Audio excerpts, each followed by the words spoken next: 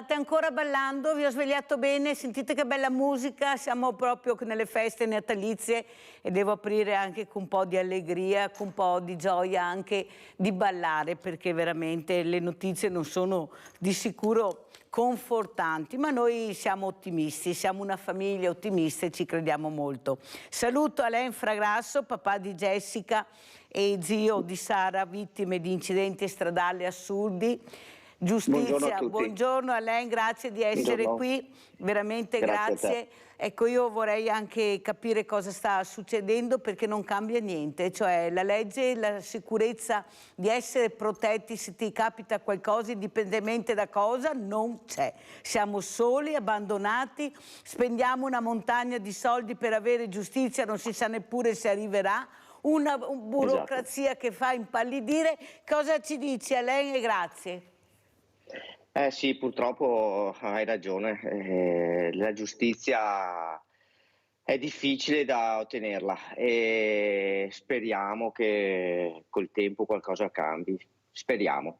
Senti Alain, 3 gradi di giudizio, prescrizione, ma se ci sono le prove che 1 più 1 fa 2, ci sono delle testimonianze, c'è tutto a favore di chi veramente ha subito questa tragedia, eppure processi infiniti, chi ha tanti soldi può arrivare alla prescrizione, se arriva alla prescrizione una bella croce si chiude tutto.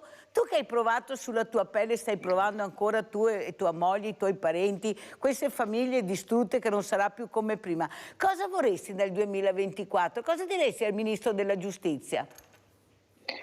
Beh, innanzitutto che la giustizia sia un po' più celera, sia un po' più veloce. E dopo, purtroppo hai ragione, però è così, la giustizia è così lenta e bisogna cercare di andare avanti e cercare di ottenere il tutto con il tempo. È difficile, lo so, è difficile, però purtroppo è la giustizia, non puoi farci niente. Devono essere... Una cosa, lei, lo so che non ti farà piacere, ma te la dico lo stesso e sai che io sono molto chiara su quello che penso. All'inizio ti ho visto molto combattivo, adesso ti trovo più rassegnato, cioè non sei più l'Alain che cercava di far capire che lui in qualche maniera avrebbe lottato per avere questo con caparbietà. Perché veramente i mesi passano, gli anni passano, ma si fa un passettino talmente piccolo che non si vede. E questo ho sentito anche ieri Egle Possetti, che appunto ha perso i familiari al Ponte Morandi.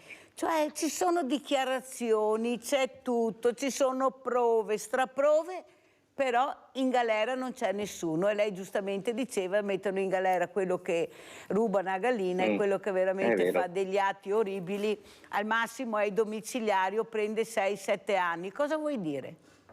Allora, adesso il 30 gennaio sono 2 anni che è morta mia figlia e mia nipote. È vero che all'inizio ero molto più combattivo, ma quando sei dentro su questa situazione qua e capisci certe cose, lotti, però alle volte non hai via d'uscita. Devi accettare, devi aspettare.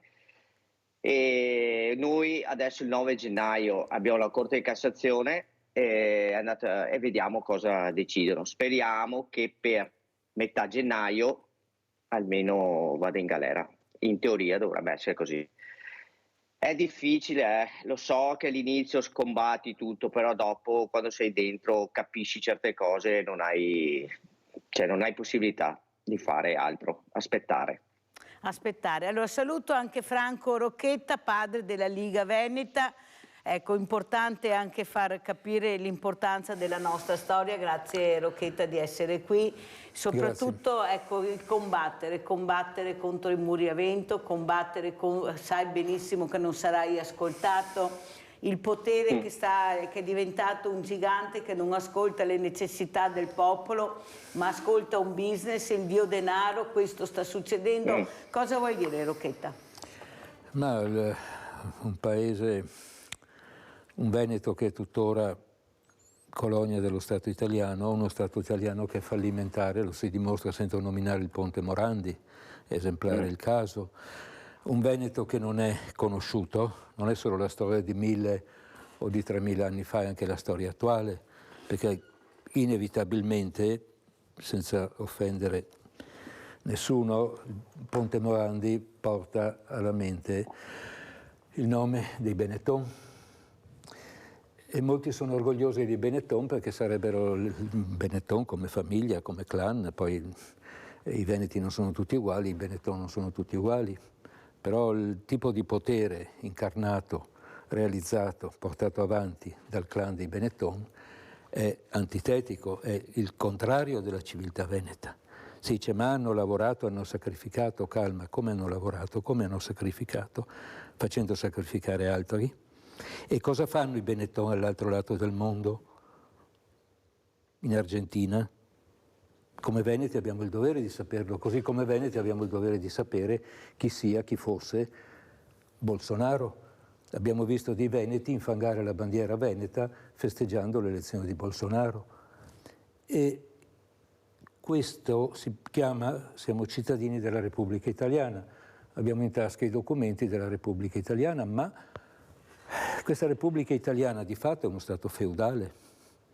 E i Benetton al limite hanno anche una colpa limitata perché fanno quello che fanno moltissimi altri feudatari, cioè i potenti di oggi non ricevono più l'investitura dall'imperatore, che spesso era germanico ma non sempre, però si mantengono gli uni sugli altri sul grosso della popolazione. Allora le ingiustizie come questa che stavate cercando di sviscerare, di far conoscere, di far capire, come 100 altre, sono sulle spalle del grosso della popolazione.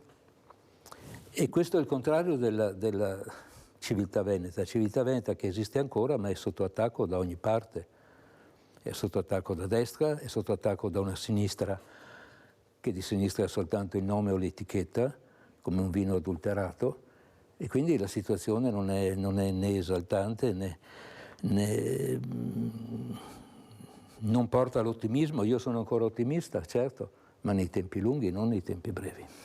Però Rocchetta, e vorrei sentire anche il pensiero di Alain Fragrasso, non ho capito ancora se siamo in democrazia o in dittatura, perché quando mi ritrovo dei politici che sono là da tantissimi anni e qualcuno a casa continua a dire ma sono bravi, se sono eletti dal popolo è giusto che rimangano là. Ma quanti bravi ci sono che sono a casa e che non hanno la possibilità veramente di essere eletti, di fare carriera perché le segreterie non vanno bene queste persone, perché hanno tolto le preferenze, anche se ci sono abbiamo i listini bloccati, ma soprattutto quel fumo che continuano a mettere, che fanno bene, che stiamo bene, che hanno lavorato per il popolo italiano, che il popolo italiano vuole la pista da bob, vuole il ponte di Messina, vuole tutte quelle cose che io dalle telefonate che ricevo non sento. Io sento che abbiamo bisogno di aiuti alle persone, di servizi alle persone,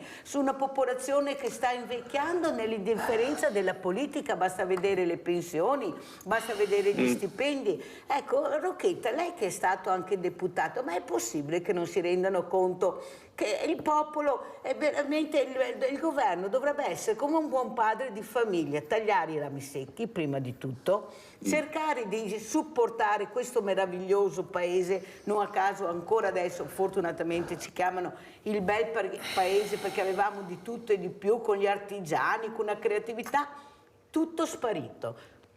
Ma secondo lei sta politica hanno familiari a casa? Sì, beh, abbiamo sentito anche ieri notizie, se fai parte del giro magico basta che schiacci un bottone e piovono milioni dal cielo come fossero caramelle. Ma chi non fa parte di sto giro che non io ho trovato una ragazza ieri che è 20 giorni che lavora su un locale pubblico e deve ancora prendere una lira?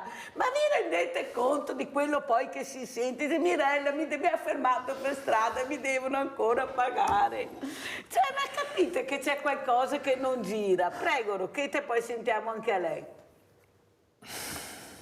Ore, democrazia, dittatura, potrebbe andare peggio. Il pedo non lo è mai morto. Per quanto triste, tragica, squallida sia la situazione, ce ne sono di peggiori, basta guardarsi attorno. E quindi questo è un dato di fatto. Questo però non deve portarci ad accettare la situazione attuale. Il male minore sono sempre lì.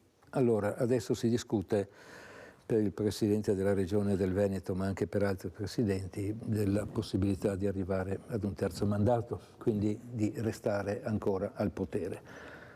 Sento Gianluca Zaia dire, beh, se si dovessi abbandonare la Presidenza, cioè se non potessi essere eletto un'altra volta, la splendida squadra perfettamente rodata, perfettamente funzionale, armonica che ho messo in piedi, si disperderebbe, bisognerebbe costruirne un'altra. Ognuno ha le proprie ragioni, ma allora non si invochi la civiltà veneta, non ci si vesta con la bandiera veneta, visto che il sistema veneto è tutt'altro. Il sistema veneto che ha funzionato più di qualsiasi altro sistema al mondo, che non è stato travolto da una rivoluzione di popolo, perché le popolazioni venete, quelli che parlavano veneto e anche quelli che parlavano altre lingue, fossero lo sloveno, fossero il bergamasco, fossero anche il cimbro o anche l'albanese, abbiamo avuto anche veneti turchi o musulmani e quant'altro, le popolazioni venete erano quelle che stavano in assoluto meglio, in assoluto, in Europa, come diritti, come garanzie, come assistenza sanitaria, le fregoe briciole del nostro sistema di civiltà sanitaria veneta ci sono ancora, hanno continuato a fiorire nell'Ottocento, qualcosa c'è ancora, non siamo ai livelli di istruzione della sanità pubblica come in Lombardia, ma la squadra di governo del Presidente Zaia sta lavorando in questa direzione. La privatizzazione della sanità è un crimine, è un ausilio come una ruota di scorta, ma non deve diventare preponderante come sta diventando preponderante anche in Veneto e come già preponderante sì, ma non si può neanche passare il cerino e dare sempre colpa al governo nazionale, anche la regione che avrebbe il dovere. Quello che sto dicendo, in effetti la Lombardia, e lo si è visto con l'avvio del Covid, ma anche il Veneto sono all'avanguardia, in testa in Italia, non è un bel primato, nell'avanzata della privatizzazione della sanità.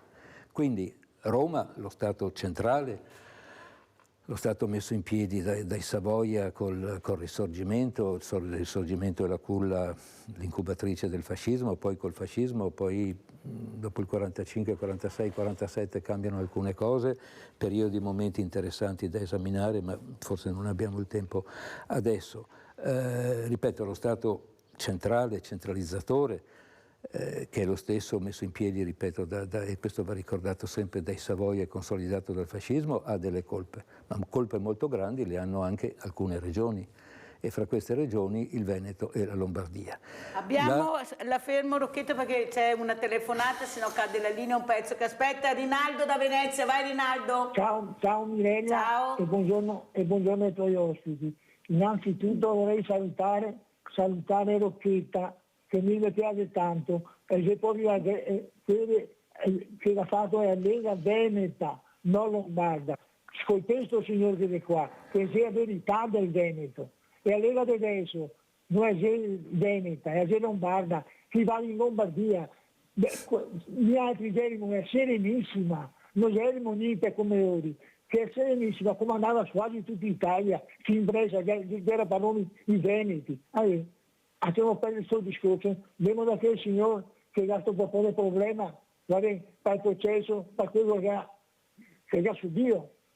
Sembra Dio con barzellette, perché le leggi sta in Parlamento, e leggi queste qua sono fatte per salvare i politici che erano meseroni, che avevano anche 100 processi, e dopo con 60 gli vieni fuori perché basta, si scaduto tutto, come diciamo a noi.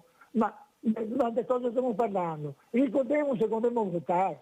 Non è uno che fa le leggi, non siamo neanche cittadini, li fa al Parlamento e li abbiamo messi noi altri. Però è povera gente, lo fa sempre nel Davrio. I signori si cava via dai guerre, dai delitti, dalla miseria, da tutto. Il povero can, Tuareto, è che sempre da stare a subire i grandi. Benetton, si sa quanta gente che ha fatto il fallido Benetton in Veneto, che parlo di 40 anni fa, che tutti si erano comprare macchine, fare defilato, per far calce, maglie, robe, e poi quando andava in Argentina gli è dato casserà tutti quanti. Ma le cose sono io a parlare. Vai Mirella, tu sei una persona intelligente, ora tu signore Tuari. Grazie al nostro Rinaldo, a lei. Io vorrei proprio sentire, grazie Rinaldo, quello che poi prova proprio come cittadino. Ecco, lasciamo perdere questa disgrazia enorme, perché tanto, come hai detto tu, se sei rassegnato tu, pensa noi che ti ascoltiamo a casa, cosa possiamo pensare? Ma come cittadino, ecco, come uomo, come lavoratore, come ti senti? Ti senti preso in giro? Ti senti defraudato di quelli che dovrebbero essere i tuoi diritti, che sono scritti anche nella Costituzione, che io leggo quasi sempre, adesso è Natale, perciò con tutti i biglietti che ho non ce la faccio, ma se no leggo perché la Costituzione è importante. Ecco, cosa ti senti di dire come uomo, come cittadino? Guarda, una parola fondamentale che hai detto è tagliare i rami secchi, perché ci sono tantissimi politici giovani, molto preparati, con idee giuste, ed è giusto tagliare i rami secchi e cercare di avere nuove idee, persone nuove e ricostruire tutto qui, altro non si può fare. Però, ripeto, come hai detto tu, bisogna tagliarli, perché roba secca bisogna tagliarla. Prego, chi abbiamo? Abbiamo Tamara da Spresiano. Ciao Tamara, che piacere sentirti. Ciao Mirella. Ciao. Come stai? Bene, grazie, tu anche? Sì, anch'io sto bene, sì dai. Volevo salutare anche i tuoi ospiti e anche leggere e dire una cosa, che il papà di Sara deve farci forza e coraggio di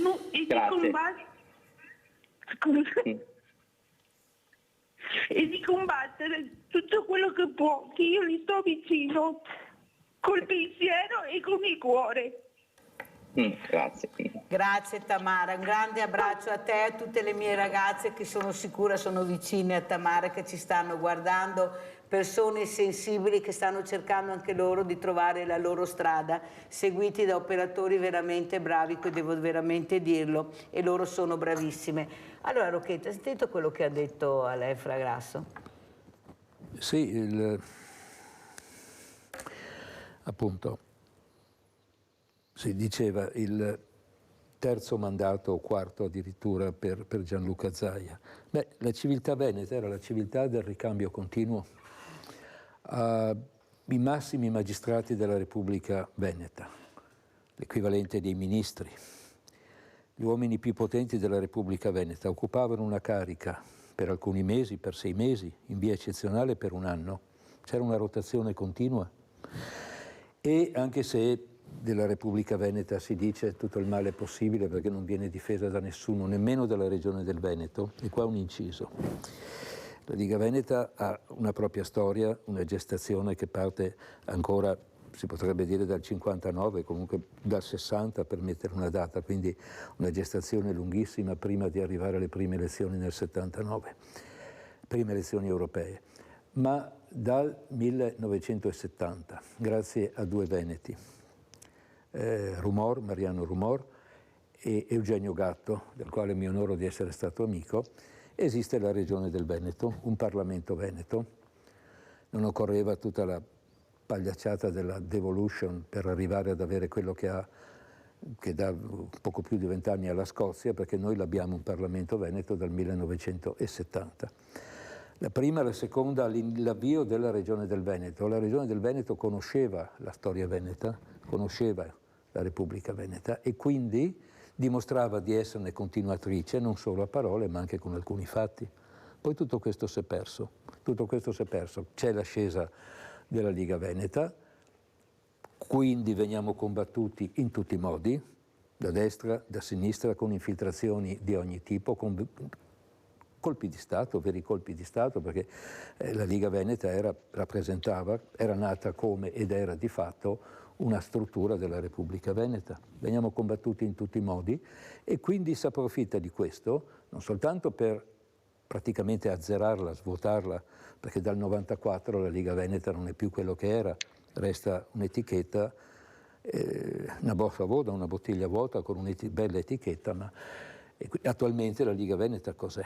Un appendice regionale, un cagnolino al guinzaglio di via Bellerio. Fermo un secondo Rocchetta, perché c'è Giusy al telefono, Giusy a Treviso. Ciao Mirella, buongiorno al tuo ospite. Allora Mirella, chi va a farsi il vaccino in farmacia danno il certificato di vaccinazione direttamente. Quelli che vanno a Villorba che hanno problemi di allergie si deve andare a ritirare il certificato in farmacia con tessera sanitaria, perché non te lo danno lì a Villorba il certificato di vaccinazione. Te lo danno in farmacie, ma sulle farmacie... Al distretto sanitario, spieghiamo bene, di Villorba, perché una volta si andava da un'altra parte, adesso si va al distretto sanitario per fare la vaccinazione. E non ti danno il certificato loro, devi andartelo a prendere in farmacia. Va bene? Vi ringrazio. Grazie Giusy, sempre attenta alla nostra Giusy per dare informazioni anche corrette, come è giusto che sia. Prego Rocchetta. No, in conclusione il sistema veneto, che era nel campo sanitario, ma nel campo dell'assistenza agli anziani, ai mutilati, quanto fosse, ai bambini, agli orfani, cioè nella Repubblica Veneta c'è stata per secoli, per periodi di tempo ineguagliati in qualsiasi parte d'Europa e del mondo, un benessere diffuso. Non era la situazione ideale, il paradiso terrestre, ma era una situazione invidiabile rispetto a qualsiasi altro paese. Ma cos'è successo perché la Liga Veneta, con dei nomi, ricordiamo Miglio ad esempio, uno dei fondatori? No, Miglio non è un fondatore. Non è un fondatore. Miglio è un uomo di Licio Gelli. Ecco. Ed è totalmente, no, e anche questo va detto, però giustamente è stato nominato, adesso se c'è un minuto ne parliamo. Sì. Comunque ci sono stati dei nomi. Come mai la Liga Veneta? Non c'è più. Beh, anche grazie a Miglio naturalmente.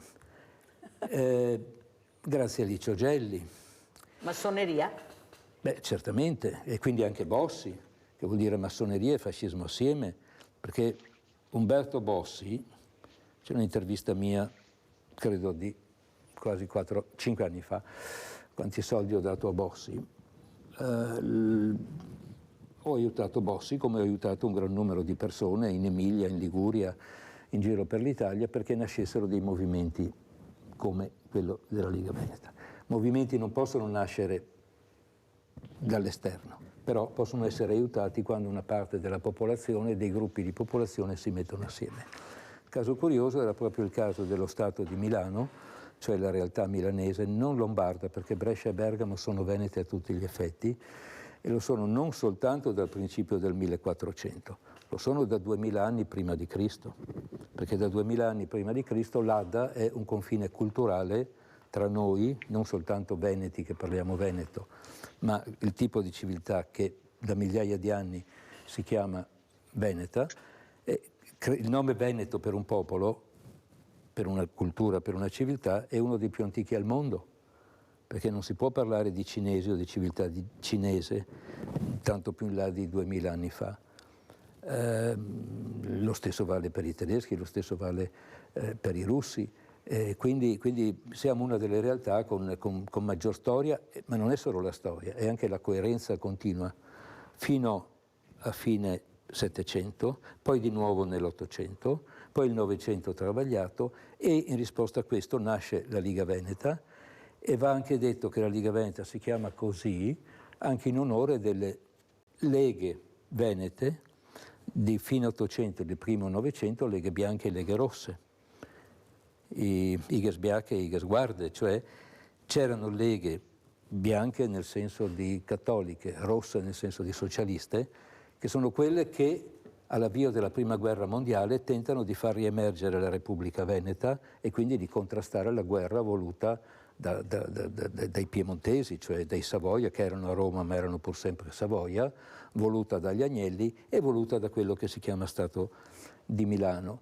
Da queste lighe bianche e rosse di fine Ottocento, di primo Novecento, da queste e dalla storia plurimillenaria veneta prende origine la Liga Veneta, che si sviluppa attraverso una serie di tappe, non è improvvisata da 4 amici al bar come un prestigioso giornalista vuol far credere. Liga Veneta che si difende da tentativi di infiltrazione e snaturamento di ogni tipo. Lei cita Miglio.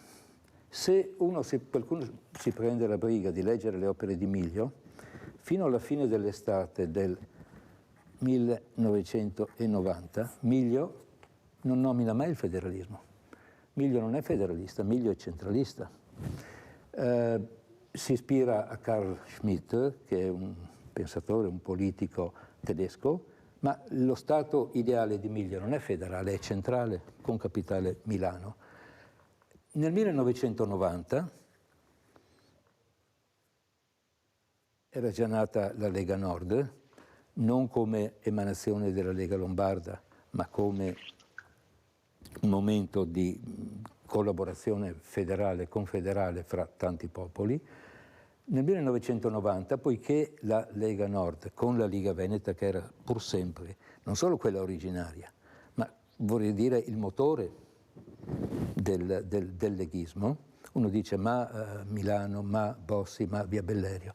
Bossi è sul libro paga di Berlusconi dall'87-88. Fermo perché abbiamo Mirko da Padova, vai Mirko! Buongiorno signora Mirella, buongiorno. Intanto le faccio i migliori auguri di buon anno. Grazie. Perché a lei e tutta la sua equipe, che è sempre eccezionale e meravigliosa. Un carissimo saluto ai suoi carissimi ospiti, solidale col Signore che è in videoconferenza, e un particolare saluto a Rocchetta, che resta sempre nel cuore dei veneti, Rocchetta. La cosa che mi dispiace, io ho letto, signor Rocchetta, i libri di Miglio, lui parla delle macro regioni, lui dice che avverrà naturalmente il federalismo, perché sarà un fatto di debiti, di soldi, di tutto, arriverà naturale nei libri che leggevo di Miglio. Però quello che a me rammarica è che anche Zaia non è riuscito in tutti questi anni a imporre il Veneto a livello nazionale. Cioè noi siamo bravi, siamo tutto, organizzazione, tutto, perché sanno che però le banche venete se le sono prese il Piemonte, se le sono prese gli altri, e avevamo le banche floride e siamo andati a salvare le altre banche. Poi Zaia in questi anni ci ha promesso tante cose, sinceramente non è che le ha portate a termine, e non è che l'ho visto che si strappava le vesti per portare a casa il federalismo, ci ha fatto votare, ci ha fatto spendere una montagna di soldi. Poi sono d'accordo che a Roma è difficile questo, 1000 giustificazioni. Come è stata la sua esclusione la sua esclusione. Noi veneti alla fine siamo una potenza enorme che non la sappiamo esprimere a livello nazionale, quello è il problema. Tutti ci fanno 1000 complimenti, bravi qui, bravi là, avete la sanità migliore, avete questo. E allora perché non siamo i leader in Italia e quando diciamo una parola vale quello che conta? Stiamo parlando di un presidente regionale che non si sa se gli daranno la terza e lo decide Roma. Decide Roma se questo Zaia può essere confermato, se quell'altro presidente può essere...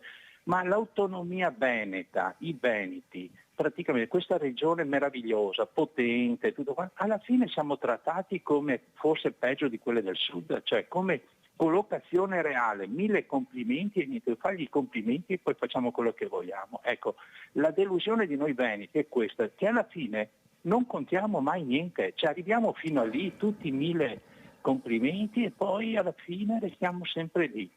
Questo purtroppo è il nostro futuro. Forse un Zaia a Roma, non lo so, ma anche cambiare. Io sono d'accordo con quello che diceva il signore, avanti i giovani, avanti sti giovani, buttiamo dentro sti giovani che hanno cultura, hanno i nuovi studi, hanno tutta una mentalità nuova, vivono le nuove realtà, quello che sarà il futuro lo vedono i giovani, no i vecchi. Purtroppo siamo così, i vecchi politici ormai hanno passato. Io sono d'accordo con quello che diceva il signore. Signor Rocchetta, io le faccio i migliori auguri, è stato un piacere vederlo in televisione, resta sempre nel cuore dei veneti. Allora, sentiamo, vedevo Alain che annuivi quasi quello che diceva Mirko da Padova, poi sentiamo cosa ne pensa Rocchetta che continua a scrivermi messaggini. Allora, sentiamo Alain, cosa vuoi dire? Condividi quello che ha detto Mirko? Sì, una parte sì, ovviamente non trovi tutti d'accordo su certe idee, però io conosco personalmente Zaia e ha sempre lottato e cercherà di farlo fino che ha la possibilità. E ovviamente non è facile, però secondo me bisogna continuare a dargli fiducia perché secondo me lui è il giusto, è la persona giusta per il Veneto, secondo me. Dopo non so, signor Rocchetta è d'accordo. Sentiamo anche cosa dice Rocchetta. Grazie a Alain e grazie all'intervento, il nome dell'intervento. No, sì, Alain, l'intervento precedente, Mirko. Due fronti, Allora, se sento dire i veneti non contano niente, ci magnificano che bei, che bravi, quanti tesori, quante cose, poi però le decisioni vengono prese altrove. E sento dire Zaia ha sempre lottato, la situazione non è facile, certo non è facile, sono d'accordo, e Zaia è la persona giusta per il Veneto. I veneti, la civiltà veneta, il mondo veneto, nel quale bene o male ci riconosciamo tutti, anche se a volte con degli sfasamenti o con degli equivoci, con degli abbagli, perché si può dire di veneti si potrebbe dire tutto il contrario di tutto. Della Repubblica Veneta fino all'emergere della Liga Veneta veniva detto soltanto male, sì, arte, musica, carnevale di Venezia e poi miseria, pellagra, dominio, saccheggio del territorio, soggiacenza a Venezia, eccetera.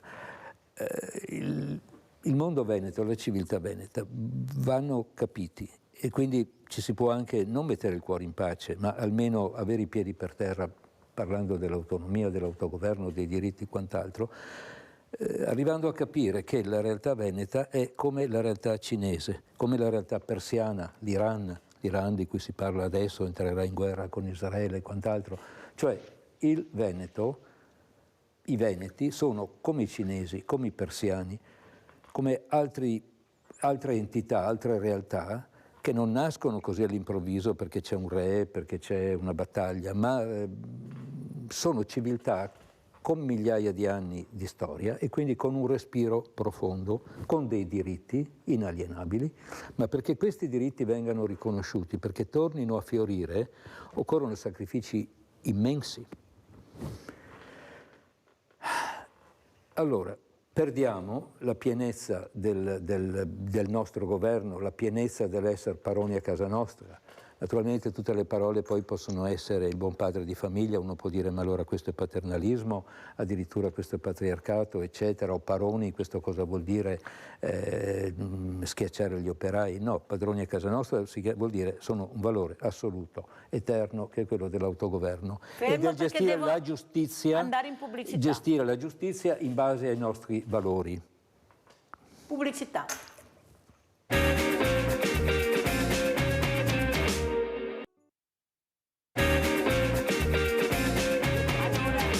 Sentiamo come ci lascia lei Fragrasso perché deve andare al lavoro, poi continueremo con Franco Rocchetta.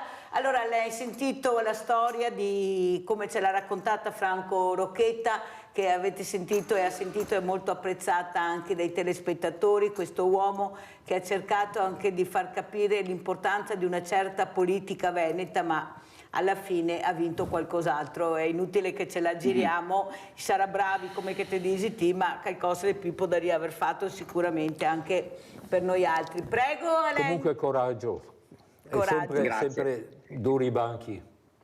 Sì, grazie.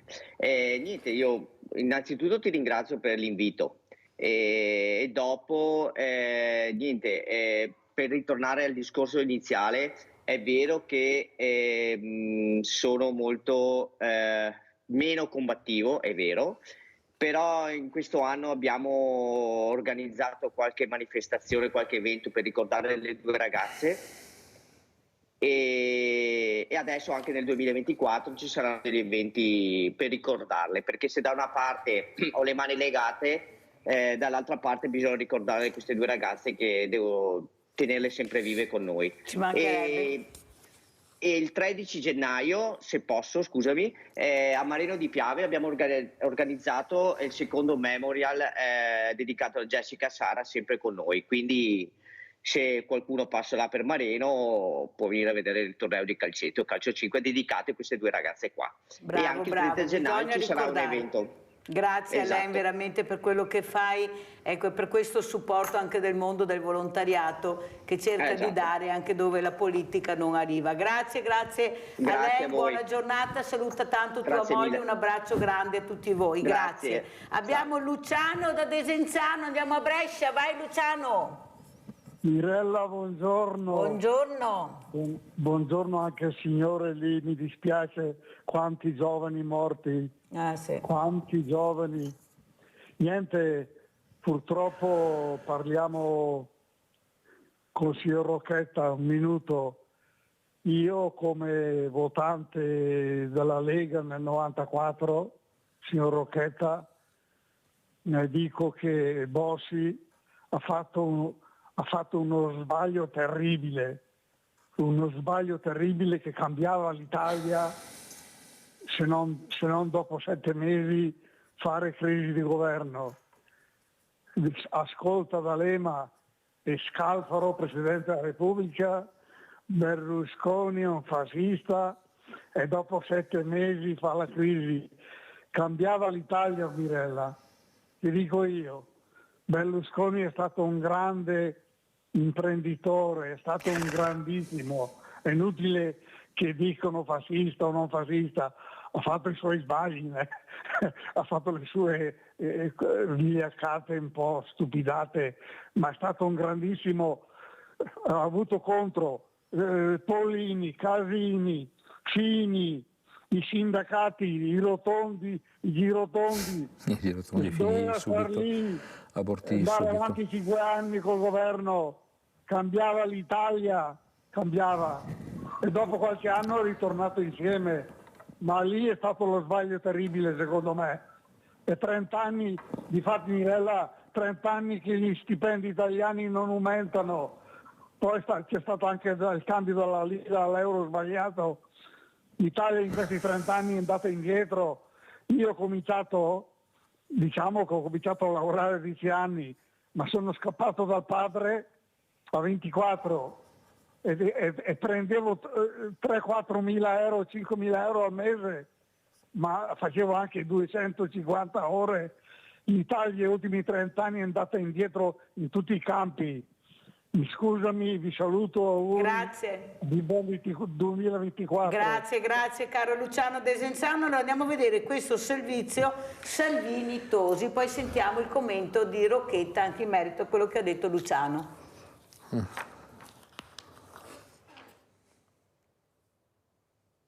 Votano i veneti, votano i cittadini, quindi mi sembra veramente una fesseria. Secondo me è logico, è banale, è democratico che se un cittadino apprezza il suo sindaco, il suo governatore, possa continuare a votarlo. Togliergli questa possibilità per forza, per legge, è una sottrazione di democrazia. Voti di Capodanno anticipati tra alleati di centrodestra, con Matteo Salvini che subito dopo il taglio del nastro sul tratto finale della Pedemontana risponde alle dichiarazioni fresche di stampa del suo ex compagno di partito Flavio Tosi, oggi numero 1 di Forza Italia in Veneto. Tosi che sul quotidiano La Stampa, a proposito del terzo mandato, ormai un tormentone politico, ha dichiarato che con la rielezione di Zaia in Veneto ci sarebbe il ventennio, non un'espressione qualunque. Apriti cielo. Qualcuno ha paura che i veneti possano rivotare Zaia, ma io sarei contento, perché vuol dire che sta lavorando bene. Parlare di ventennio però è un commento pesante. Diciamo che qualcuno magari... Non voglio far polemica, dai. E Salvini rilancia: se democrazia deve essere, allora si ritornino a eleggere anche le province. La posizione della Lega è sempre stata chiara, a favore del terzo mandato, a favore della reintroduzione delle province. Oggi le province ci sono a metà come un dopolavoro, ma le province si occupano delle scuole dove vanno i nostri figli e delle strade che usiamo noi per andare a lavorare. Perché non reintrodurre le province elette direttamente ai cittadini con poteri e denari? Franco Rocchetta come commenta questo servizio e rispondiamo sia a Luciano da Brescia che a Mirko da Padova. Prego. La Liga Veneta nasce per tutta una serie di motivi. Uno degli obiettivi della Liga Veneta era l'abolizione delle province. Da qualche decennio, proprio dal 94 circa, la Lega Nord, che è nata grazie all'attivazione della Liga Veneta e non viceversa, si muove per rimpolpare le province, le hanno moltiplicate, adesso vogliono aumentarne nuovamente i poteri, quindi siamo a un'inversione totale, un ribaltamento totale, un'inversione totale. Questo è un dato di fondo. Poi Salvini, i veneti decidono, i veneti votano, i veneti fanno. Il Veneto è oggettivamente, anche se sulla parola possono esserci equivoci, il Veneto è una nazione, così come una nazione è la Germania, la Russia, la Francia, la Cina. Il Veneto è una nazione. Il grande Salvini, che non ho mai incontrato di persona, ma mi è bastato vederlo alla televisione, sentirlo, leggerlo sui giornali e una volta parlargli al telefono, all'alba del 24 maggio del 2015, Salvini ha cancellato la struttura, quel poco che restava di struttura apparentemente federale della Lega Nord. Quindi il Veneto non è più nazione veneta, la Liguria, Genova non sono più la nazione ligure, la Toscana non è più nazione toscana. Sono succursali subalterne a guinzaglio di Via Bellerio. E Via Bellerio è un centro di potere, a qualcuno il termine non piace, ma è un centro di potere fascista, non solo centralista ma anche fascista. Poi magari vengo anche a Luciano da Desenzano, i fascisti e che fa i Micacci e quant'altro. Quindi la Liga Veneta è stata snaturata, umiliata in tutti i modi. Veniva nominato prima da Re e Gobbo, un carissimo amico Gobbo, perché a me mare il che piaceva, buon pacioccon, ma anche Gobbo cosa ha fatto perché al Veneto fosse riconosciuto quello che tutto il mondo riconosce, che comunque, anche se sottomessa a una nazione, niente, adesso è tutto regionale. Quello Stefani si chiama, mi pare, segretario regionale. Alberto Stefani è regionale. Quindi questo ha fatto Salvini, che poi si faccia bello qualche volta col nome del Veneto o per la pista da bob, adesso Eugenio Monti è stato un eroe, un grande eroe veneto, nemmeno lo ricordano, è morto giusto 20 anni fa, dicono suicida, al funerale nessuno credeva al suicidio, comunque la pista da bob intitolata Eugenio Monti, chi da Zaia se sa perché, chi fosse esattamente Sentiamo invece a Gianfranco Valeri, no, se non mi cade la linea da Cessalto. Vai Gianfranco Valeri. Sì, buongiorno signora Buongiorno. Buongiorno ai suoi ospiti.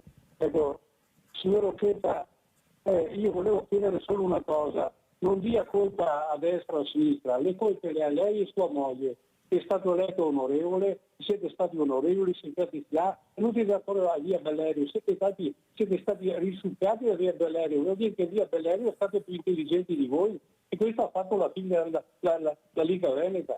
Buongiorno e grazie, buon lavoro, siete stati eletti lei e anche la moglie in Parlamento. Grazie a Gianfranco Valeri, sentiamo come commenta Franco Rocchetta. Beh, è un discorso che fa pena, perché basta invertire la polarità, allora il ladro diventa l'eroe e l'eroe diventa ladro.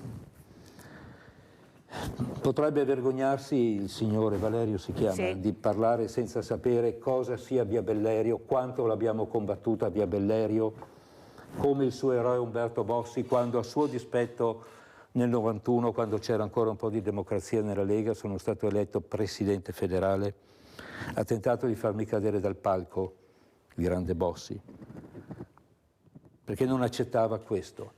Qualche anno fa Umberto Bossi è arrivato agli 80 anni, lo hanno ricordato, lo hanno celebrato, e Bersani, un gran ingenuo, dice: ah, Bossi il mio amico, sì, Bossi, bravo amico, brava persona. Hanno detto che sia fascista, a me non sembra, ha detto Bersani. Enrico De Aglio lo ha ben smascherato Umberto Bossi. Umberto Bossi è fascista a tutti gli effetti. Poi torno anche al discorso di D'Alema, interessante, Luciano di Desenzano nel 94, perché quello è un punto cruciale. Quindi noi abbiamo combattuto il fascismo e il piduismo incarnato da Umberto Bossi. Non siamo stati cacciati da Via Bellerio. Ci siamo opposti in tutti i modi alla creazione di Via Bellerio, cioè il centro della Tela del Ragno, che nasceva con denaro non della Lega, ma da denaro sporco, e i processi poi lo hanno dimostrato. Ci siamo battuti in tutti i modi contro la creazione di Via Bellerio. Nel 94, davanti ad un vero colpo di Stato, l'ennesimo golpe contro la Liga Veneta, ce ne siamo andati, non siamo stati cacciati da Via Bellerio. Via Bellerio ha preteso, cioè Umberto Bossi, il Consiglio federale di allora, ha preteso espellerci quando eravamo già fuori da mesi. Quindi si informi, signor Valerio, prima di parlare. Certamente siamo stati eletti al Parlamento e quando sono uscito dal Parlamento avevo un debito di 100 milioni, perché come sempre nella mia vita io avevo pagato col lavoro, lavorando come facchino, lavorando a tutti i livelli, dormendo sul pavimento delle tipografie, aspettando che i manifesti che avevo non soltanto ideato 9 su 10, ma democraticamente proposto e portato in stampa quando erano accettati democraticamente dal Consiglio federale della Liga Veneta. Dormivo anche, dico, di tutto facevo, anche il facchino, ma non soltanto il facchino, e l'attacchino notti intere senza dormire, ma sì, questo potremmo parlare molto a lungo. Quando arrivo al Parlamento, mi muovo nel Parlamento in maniera onorevole, ho meritato il titolo di onorevole, e quando ne esco ho un debito di 100 milioni, perché ho continuato a pagare per tutta la pletora, la schiera di parassiti e carrieristi che hanno fatto la storia della Liga e della Lega negli anni successivi. Allora, Rocchetta, l'ultima telefonata, poi dobbiamo chiudere perché ho già forato. Abbiamo Giorgio da San Stino di Livenza. Ciao Giorgio.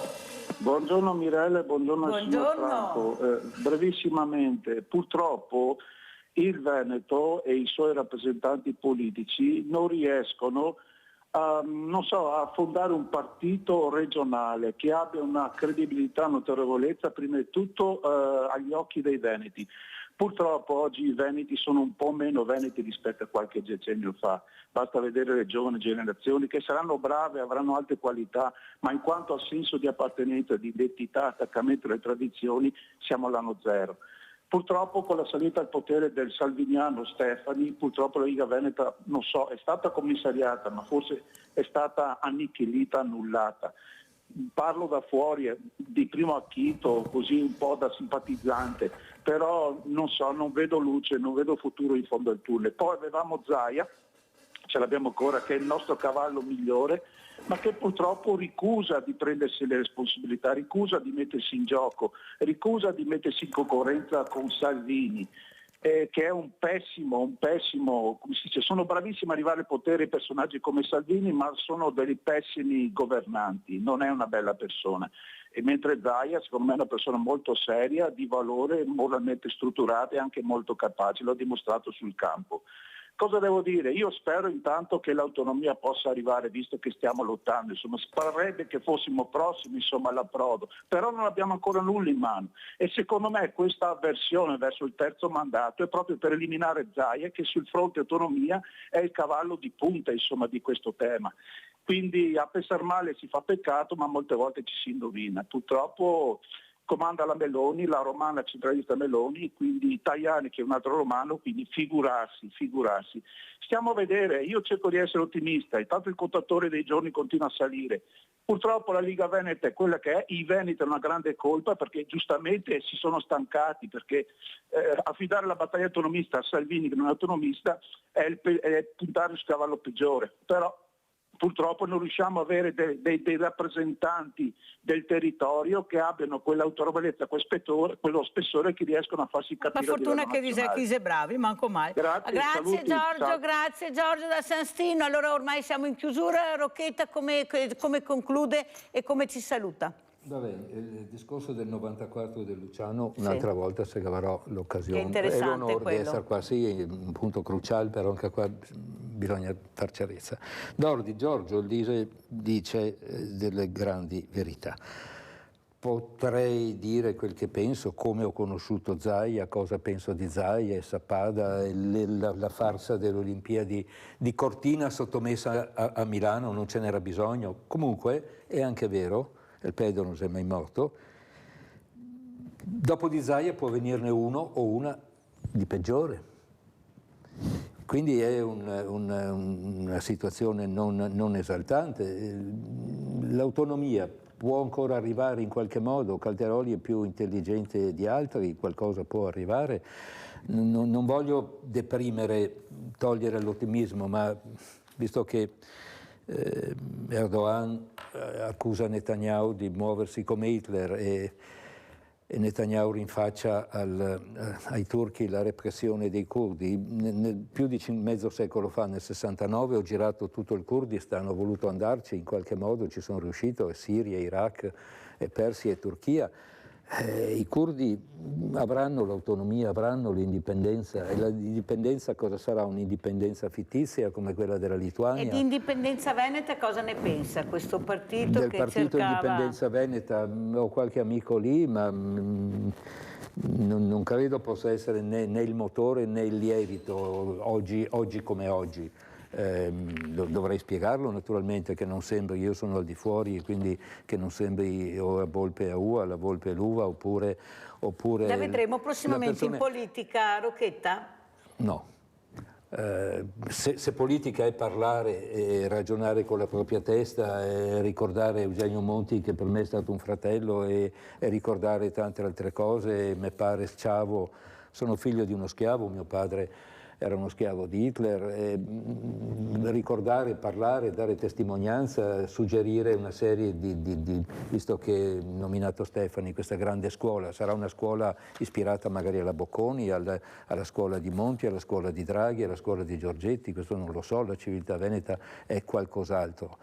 Io direi ci si deve muovere tenendo presenti i tempi brevi, i tempi lunghi ci daranno soddisfazione. La Cina 100 anni fa era calpestata in tutti i modi, a pezzi. Oggi è di nuovo una potenza. Lo stesso discorso vale per l'Iran, per la Persia e per la Germania. Vediamo un libro là veloce. Cos'è quel libro che ha portato questa mattina Rocchetta? 4.000 avrei potuto portarne o 40.000. Comunque questo, visto che ce l'ho, è giusto ricordarlo, questo meriterebbe di essere conosciuto. Livio Vanzetto, Rivolte di Paese, perché la storia veneta, non solo quella di 1.000 o di 4.000 anni fa o ancora più indietro, anche la storia veneta delle ultime generazioni va conosciuta. E i veneti sono tutt'altro che un popolo passivo, come qualcuno voleva far credere, che non è una nuova storia per i contadini del Veneto profondo, ma sono contadini, sono operai, questo lo consiglio, poi potremo tornarci a rivolte di paese di Vanzetto o Vanzetto. Anche non sono commercialisti o avvocati?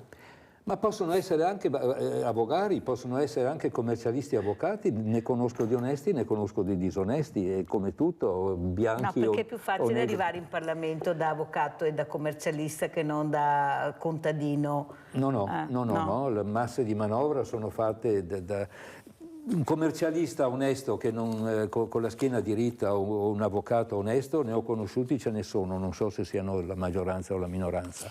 Ma sono al governo? Sono al Parlamento? Sì, in Parlamento c'è di tutto, ci sono contadini onesti e contadini non onesti, contadini che c'è di tutto al Parlamento. Allora c'è di tutto anche quello che abbiamo sentito questa mattina. Ringraziamo anche Franco Rocchetta, padre della Liga Veneta, figlio di uno schiavo, lui ci tiene sempre a ricordarlo perché in effetti senatore vuol dire schiavo, ecco perché è facile, invece gli schiavi siamo diventati noi purtroppo. Grazie, pubblicità. Grazie.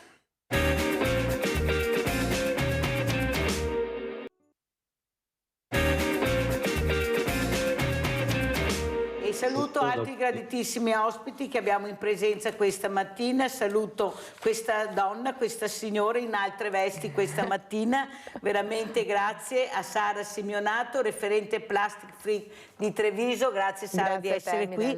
Saluto anche l'ingegner Luigi Dal Pauso, collegato con noi da Belluno. Buongiorno ingegnere, grazie anche a lei di essere intervenuto questa mattina perché vogliamo sentire le ultime notizie, vogliamo essere al corrente di quello che sta succedendo, quello che non sta succedendo e che dovrebbe succedere. Allora io partirei proprio da Sara Simeonato, con questa plastica che non ne possiamo più, però pochi sindaci vietano i palloncini, anche i parroci fuori dalle chiese. Io so che tu hai un progetto da tanti anni, proprio Plastic Freak, sta cercando di far capire l'importanza di non lanciare questi palloncini nell'aria. Cosa ci vuoi dire? Allora Mirella, è un problema, nel senso che ormai questi palloncini sono diventati una moda. Ai matrimoni, ai funerali, ai battesimi, alle cresime, il primo giorno di scuola, l'ultimo giorno di scuola. Alle marce. Cioè è una cosa pazzesca, difatti più di qualche volta noi poi abbiamo delle persone addirittura che ci chiamano e ci dicono guardate che a questo evento hanno intenzione di lanciare i palloncini. È successo a me anche personalmente.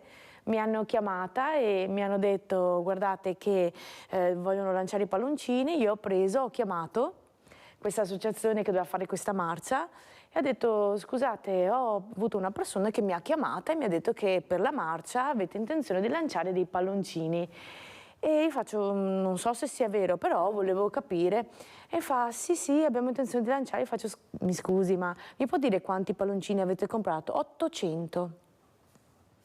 Cioè, quando mi ha detto così io ho detto guardate avete presente cosa significa lanciare 800 palloncini? Significa inquinare cioè, ovunque. Un palloncino tu lo lasci in aria, va in cielo ma poi prima o dopo scoppia e cade e non sappiamo dove va. Può fare anche un sacco di chilometri, se trova una corrente d'aria fa veramente un sacco di chilometri, può arrivare nel Mediterraneo, può arrivare cioè, dappertutto, quindi noi non sappiamo quando lanciamo un palloncino dove finisce, sappiamo che però inquina. E quando loro mi dicono ah ma io lancio il palloncino biodegradabile, ok? Bene, allora sfatiamo questa cosa del biodegradabile. Il biodegradabile ovviamente inquina meno della plastica, su questo non ci sono dubbi, però alla fine ci mette anche 7 anni per sciogliersi, quindi alla fine quando scoppia può darsi che comunque arrivi nel mare e in bocca una tartaruga, in bocca un delfino, praticamente noi raccogliamo tartarughe, ne abbiamo praticamente raccolto un sacco perché abbiamo anche il progetto di salvare le tartarughe, il progetto tartarughe, e ne abbiamo salvate un sacco. Allora andiamo a vedere proprio questo video che riguarda le tartarughe, poi andiamo anche dall'ingegner Dal Pauso. Allora vediamo questo video.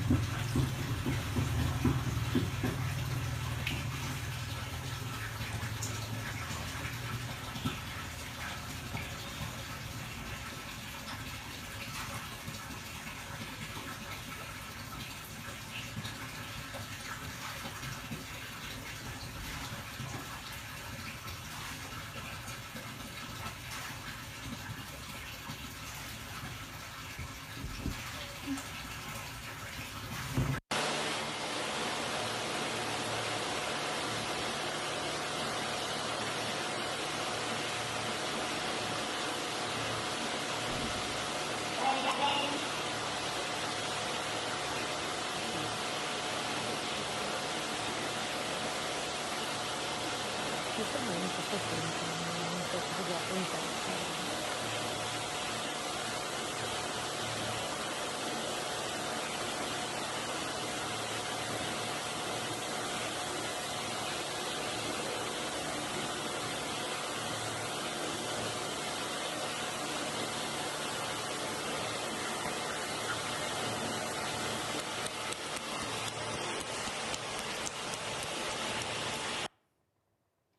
Allora, professor Del Paus, visto che prima avevo parlato di politica, adesso vorremmo parlare di ambiente, ma soprattutto ecco, un ambiente che poi alla fine si arriva alla politica, perché è la politica che dovrebbe ecco, legiferare per tutelare questo ambiente, anche con opere importanti ma che rispettino l'ambiente. Cosa ci dice il professor Del Paus? Vuole che dica, mi sembra che siamo sempre a discutere più che a fare. Sì. Purtroppo nascono sempre opposizioni strane a idee che invece, o a progetti che invece dovrebbero essere valutati con molta più serenità e attenzione. Soprattutto mi sembra che tutti parlino, ma come diceva Fra Giacomo 500 anni fa, tanti che parla ma pochi se ne intende. E quindi siamo, come dire, vittime di questa situazione che vede praticamente molte persone schierarsi contro iniziative che sono, a mio parere, fondamentali, e sono contro perché forse è anche di moda. Nascono comitati di tutti i tipi nel nostro paese, non c'è limite a quello che si crea. Poi abbiamo anche novità, perché su questioni che hanno come dire, un fondamento spiccatamente tecnico e dove bisognerebbe essere preparati, adesso si ricorre alla magistratura. Io non so quali possano essere i risultati attesi dall'intervento della magistratura, che nel nostro paese sembra essere quella che risolve tutto. Allora Sara, ecco, abbiamo visto ecco, questi interventi su questa specie di estinzione che sono purtroppo le tartarughe, sì, ma soprattutto su, come diceva l'ingegnere Del Paus, sulla politica che dovrebbe agire, dovrebbe fare, perché i segnali ci sono delle persone che hanno il buon senso, che cercano di dare anche dei contributi anche competenti. Il problema è che poi ci ritroviamo a parlare con persone che magari non sono competenti e magari siedono su poltrone importantissime e non riescono a capire invece l'importanza di quello che si potrebbe fare, che viene detto, perché sentono ma non ascoltano, che è diverso. Cosa vuoi dire in merito anche alle parole dell'ingegnere Del Paus? Tanti comitati, però poi bisogna vedere quelli buoni e quelli cattivi, perché non tutto, sì, ecco, non bisogna fare un minestrone, ma bisogna capire e scegliere la competenza. Assolutamente, difatti noi cerchiamo in tutti i modi possibili di arrivare nei comuni e far capire che alcune leggi che si possono fare potrebbero aiutare l'ambiente, e sono leggi importantissime, perché ad oggi noi quando usciamo, cioè parlo anche personalmente, sai Mirella, io esco e faccio la camminata col cane di un'ora e vengo comunque a casa con un sacco di plastica, un sacco pieno, cioè è matematicamente impossibile che io non raccolga niente, quindi significa che non è solo un problema di uso, cioè nel senso io non è che perché ho il bidone a casa e pago contarina non ho l'inquinamento, ok? Non è solo, è proprio una questione anche di testa delle persone, e chi sta a governare dovrebbe fare in modo che il ragionamento sia delle persone anche pro ambiente, cioè io nel momento in cui raccolgo una bottiglia per terra non è solo per me ma anche per le generazioni future, e se io lascio lì quella bottiglia so che inquino non solo me, inquino tutte le generazioni future, e questa cosa qui non sta entrando nella testa delle persone purtroppo. Sappiamo tramite delle ricerche che sono state fatte che comunque una bottiglia ci mette 1000 anni anche per diventare polvere, ma resta in ambiente, cioè non è che come la mela se diventa poi parte integrante della terra, resta comunque in ambiente e diventa polvere, diventa microplastica e noi la ingeriamo, la mangiamo, la annusiamo e nelle persone hanno già testato il fatto che la plastica può alterare comunque la tiroide ad esempio e oltretutto attira i metalli pesanti per tutta la sua vita, quindi quando noi la ingeriamo anche metalli pesanti e quindi comunque fa male, cioè non stiamo parlando solo di inquinamento a livello, una persona può dire, beh, ma a me non me ne frega niente dell'ambiente, no, non è solo l'ambiente, tu hai dei figli, hai dei nipoti, hai delle persone a cui tieni, non è solo per te, è per tutti, è per un domani, per tutto ciò che riguarda non solo l'ambiente, gli animali, le persone, la natura, tutto. Il tuo futuro. Il tuo futuro, ma anche il futuro degli altri. Allora, Ingegner Del Paus, cosa dice di queste bellissime parole della nostra Sara? Ma soprattutto io mi domando, ma questi politici, perché Rocchetta dice c'è il bravo politico e il cattivo politico, c'è il bravo agricoltore e il peggior agricoltore, anche possiamo trovarlo dappertutto. Ma quello che io voglio capire, ma che futuro andranno i loro ragazzi, i loro figli, i loro nipoti? Perché è là che si battono questi ragazzi per un ambiente migliore. Secondo lei c'è la volontà di cambiare e di migliorare l'ambiente oppure c'è sempre questa, mettono davanti la burocrazia, il comitato di turno, ecco, la magistratura per non andare avanti perché qualcuno li ferma ed è il business, è il grande business che qualcuno sta facendo. Prego. Beh, la sua ospite ha perfettamente ragione, ma io penso che ci siano anche nella politica persone capaci e soprattutto oneste. Il problema è che soprattutto quando si parla di grandi opere sono coinvolti grandi interessi e ahimè io nella mia lunga esperienza ormai ho visto spesso che sono i gruppi di interesse, i portatori di interesse a determinare le scelte della politica. Ecco, questo è il male della politica, perché la politica dovrebbe riuscire a neutralizzare le spinte improprie che vengono da questi portatori di interessi, i quali, per carità, coltivano il loro interesse ma non possono far credere agli altri che il loro interesse coincida col cosiddetto bene comune, insomma, quasi mai io credo. Allora, professor Del Paus, noi abbiamo grandi opere, abbiamo visto il Mose, abbiamo veramente la Pedemontana, i bacini di laminazione, però abbiamo gli esperti uno contro l'altro, uno dice una cosa, uno ne dice un'altra. Stiamo parlando di ingegneri, di persone competenti e allora il cittadino a casa alla fine dice ma chi è che ha ragione alla fine? Perché se uno dice di fare una cosa e l'altro che è una persona competente, ripeto, perché non sono gli ultimi della classe che parlo, dice l'incontrario, quello che a casa si fa fatica, è come quello che va dal medico di famiglia e che dice non farti il vaccino e poi c'è il ricercatore o lo scienziato che dice invece fatti il vaccino, ma se il mio medico mi dice di non farmi il vaccino a chi devo credere? E qui siamo sempre alle solite, questi referendum che non si riesce a capire, le trivelle ci fanno fare i referendum, non sappiamo neanche cosa sono, professore, ma sul fine vita che forse vorremmo dire la nostra non ce lo fanno fare. Capisci che la confusione regna sovrana, per quello io cerco di inventare le persone per bene, competenti che dicono la verità e non che fanno confusione quando hanno finito di parlare. Prego, professore. Cosa vuole che le dica?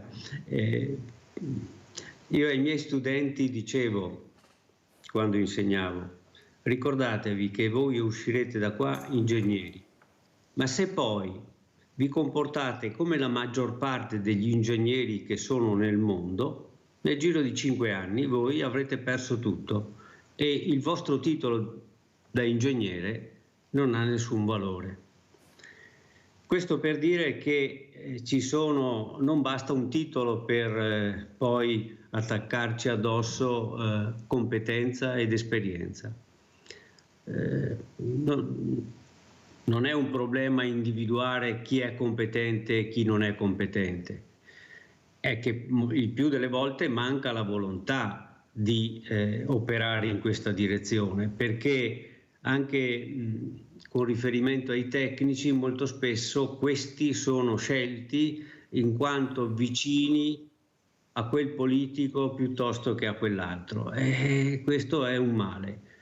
Nel campo che mi è più familiare, che è quello dell'idraulica, devo dire che molti di quelli che sento parlare sono stati miei allievi, e quando erano seduti davanti alla mia cattedra non mi avevano dato l'impressione di essere così performanti. Poi il mondo li ha resi performanti, sarà anche vero, perché possiamo anche sbagliare nelle nostre valutazioni. Però credo che non sia poi sempre così.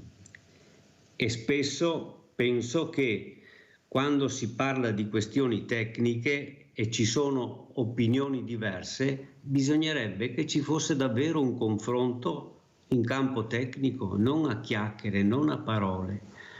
Ho sentito un collega dire che i problemi legati all'alluvione di un territorio si risolvono non con le opere, ma addestrando la gente a sottrarsi al pericolo. Forse questo signore ha un po' di confusione in testa, perché noi non possiamo pensare che la gente che vive su un territorio sia o faccia parte di una divisione di militari dove c'è un generale che comanda e mette un ordine e tutti ubbidiscono. Non è così. Poi bisognerebbe trovarsi in quelle situazioni per capire quanto sia difficile operare in questo modo, sottrarsi al pericolo. Molto spesso si prendono decisioni che invece che salvarti ti portano alla perdizione. Allora parliamo di cose serie, parliamone seriamente. Hai un'opinione diversa, devi avere il coraggio di metterti a confronto. Non basta fare il tribuno davanti a 100 ascoltatori piuttosto che a 1000. Bisogna che tu ti confronti con quelli che hanno competenza ed esperienza in quello stesso campo e vediamo poi come se ne esce. D'altra parte si potrebbe anche usare criteri che nel mondo accademico sono in auge. C'è gente che è riconosciuta dagli altri come autorevole e c'è gente che dagli altri non è affatto conosciuta come autorevole. Forse è più conosciuta come una persona non sufficientemente preparata. Sentiamo come commenta questa giovane che abbiamo volontaria, ecco, questa ragazza, questa donna, alle parole del nostro ingegnere. Ecco, i giovani devono ascoltare le persone per bene, le persone competenti, fare tesoro di quello che hanno imparato e quello che hanno ascoltato, non sentito, perché sennò si perde tutto. Cosa vuoi dire, Sara? Allora Mirella, io guarda, a tal proposito vado anche nelle scuole, perché Plastic Free ha anche un progetto, anche il progetto scuole, ed è praticamente un progetto dove noi andiamo a qualsiasi livello, quindi dalle elementari alle superiori, e andiamo lì con i ragazzi e parliamo di questa tematica importante. Devo dirti la verità che i bambini sono sempre una cosa pazzesca, perché se tu dici a un bambino, se tu raccogli quella bottiglia salverai la tartaruga, ipoteticamente, il bambino lo fai tipo il bambino più contento sulla faccia della terra. È attento perché ascolta, è attentissimo. Non sente, ascolta. Sono attentissimi anche nelle tematiche ambientali, cioè io adesso anche l'ultima volta ho fatto una scuola, dopodiché era una scuola elementare, dopodiché abbiamo fatto un'uscita insieme con le maestre proprio davanti alla scuola e si sono messi a raccogliere, ma hanno raccolto tutto, anche le cose più piccole, i mozziconi, hanno raccolto tutto, sono stati bravissimi. bravissimi. Cioè, la prevenzione parte proprio da piccoli, difatti noi andiamo lì per quello, perché ovviamente i bambini possono fare la differenza. Senti Sara, quando ti scontri invece con amministratori, con la politica, come vedi questa plastica che sembrava anche a livello regionale che venisse vietata, invece poi non è passato, cosa vuoi dire? Allora, guarda, io penso, Mirella, che alcune abitudini che noi abbiamo attualmente hanno fatto la differenza a livello di inquinamento. Ti faccio un esempio, giusto per capire. Una volta i miei nonni, o comunque le generazioni passate, non usavano le bottiglie in plastica, ad esempio. Attualmente quasi tutti usano le bottiglie di plastica. E questo ha fatto un'enorme differenza. L'Italia è il primo posto in Europa come consumo di bottiglie di plastica. E questo è un dato allarmante, perché in Italia l'acqua potabile è quasi dappertutto, ma allora perché si usano le bottiglie in plastica? Perché sono facili, io vado al supermercato, compro la verdura, compro la frutta e compro le bottiglie in plastica, non mi pesano e le porto a casa. E non bevo l'acqua del mio acquedotto, che magari è buonissima come la nostra a Treviso, perché non tutto è proprio male. Esatto, esattamente, quindi non c'è un problema di mentalità e di cambio di usi. Anche la macchinetta del caffè, una volta non esisteva la cialda, esisteva che tu mettevi la polvere di caffè sulla moka, ti bevevi il caffè. Adesso ci sono tutte queste cialde che hanno aumentato in maniera spropositata il rifiuto. Quindi noi, cambiando le abitudini, abbiamo cambiato anche la quantità di rifiuti.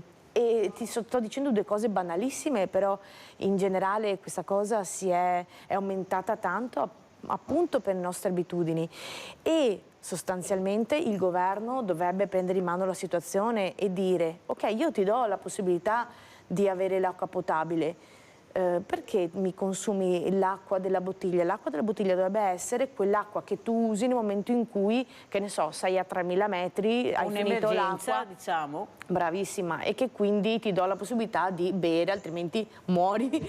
Ok, quindi dovrebbe essere il governo che dice: ok, facciamo in modo che l'acqua costi di più, come ad esempio in Germania, che costi di più in modo tale che io faccio sì che la persona sia meno propensa a comprarmela, ma magari faccia come facevano una volta, tipo, hai presente che una volta venivano casa per casa, ti portavano le bottiglie in vetro con l'acqua dentro, poi tu facevi il reso della bottiglia in vetro, e quindi non c'era lo spreco. Sai cosa ho visto anche, Sara? Al supermercato ci sono i sacchetti di plastica quando vai a prendere la verdura e la frutta, e i sacchetti di carta, perciò puoi fare una scelta.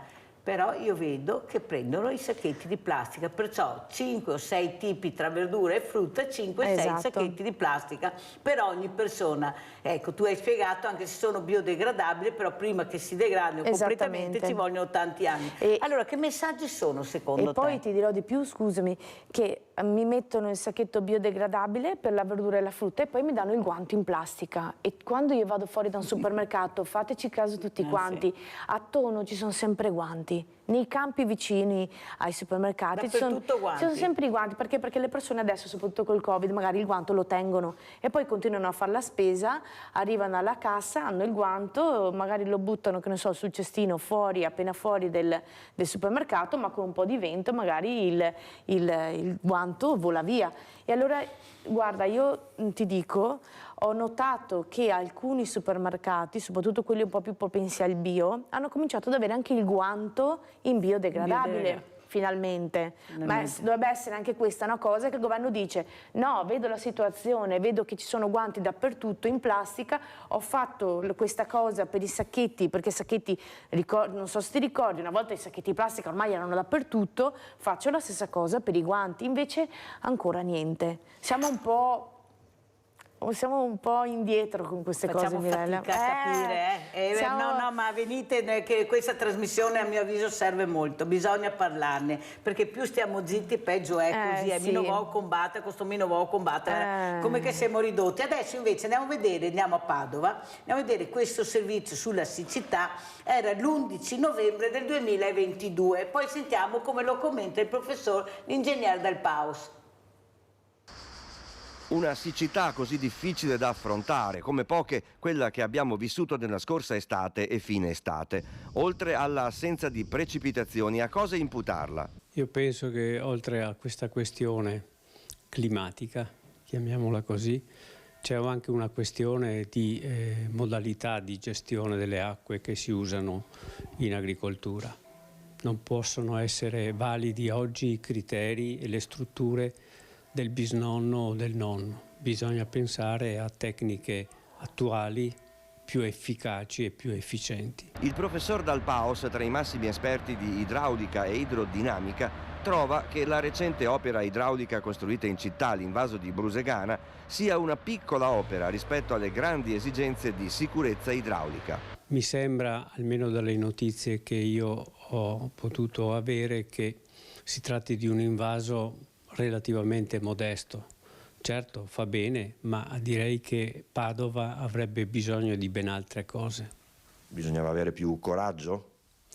No, più coraggio. Bisognerebbe insistere perché vengano realizzate opere importanti che garantiscano la sicurezza idraulica della città. Invece restano da troppo tempo irrealizzate, evidenzia il professore, le opere idrauliche più urgenti, una delle quali andrebbe fatta prima di costruire il nuovo ospedale a San Lazzaro. Adesso poi hanno questa intenzione di realizzare la nuova zona ospedaliera in un'area che, direi dal punto di vista idraulico, fa tenere i denti alzati.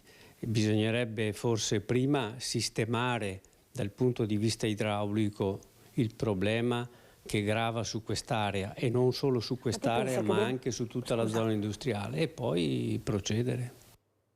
Allora, ingegner Dal Paos, è passato un anno, cosa ci dice? Com'è la situazione? Perché noi abbiamo sentito anche grandissimi interventi sugli impianti da sci, il ministro Santanchè ha investito tantissimo, non vede neanche a neve, non so come andrà a finire, però si continua a non vedere invece quello che veramente è urgente, quello che sta spiegando benissimo lei. Prego, professore.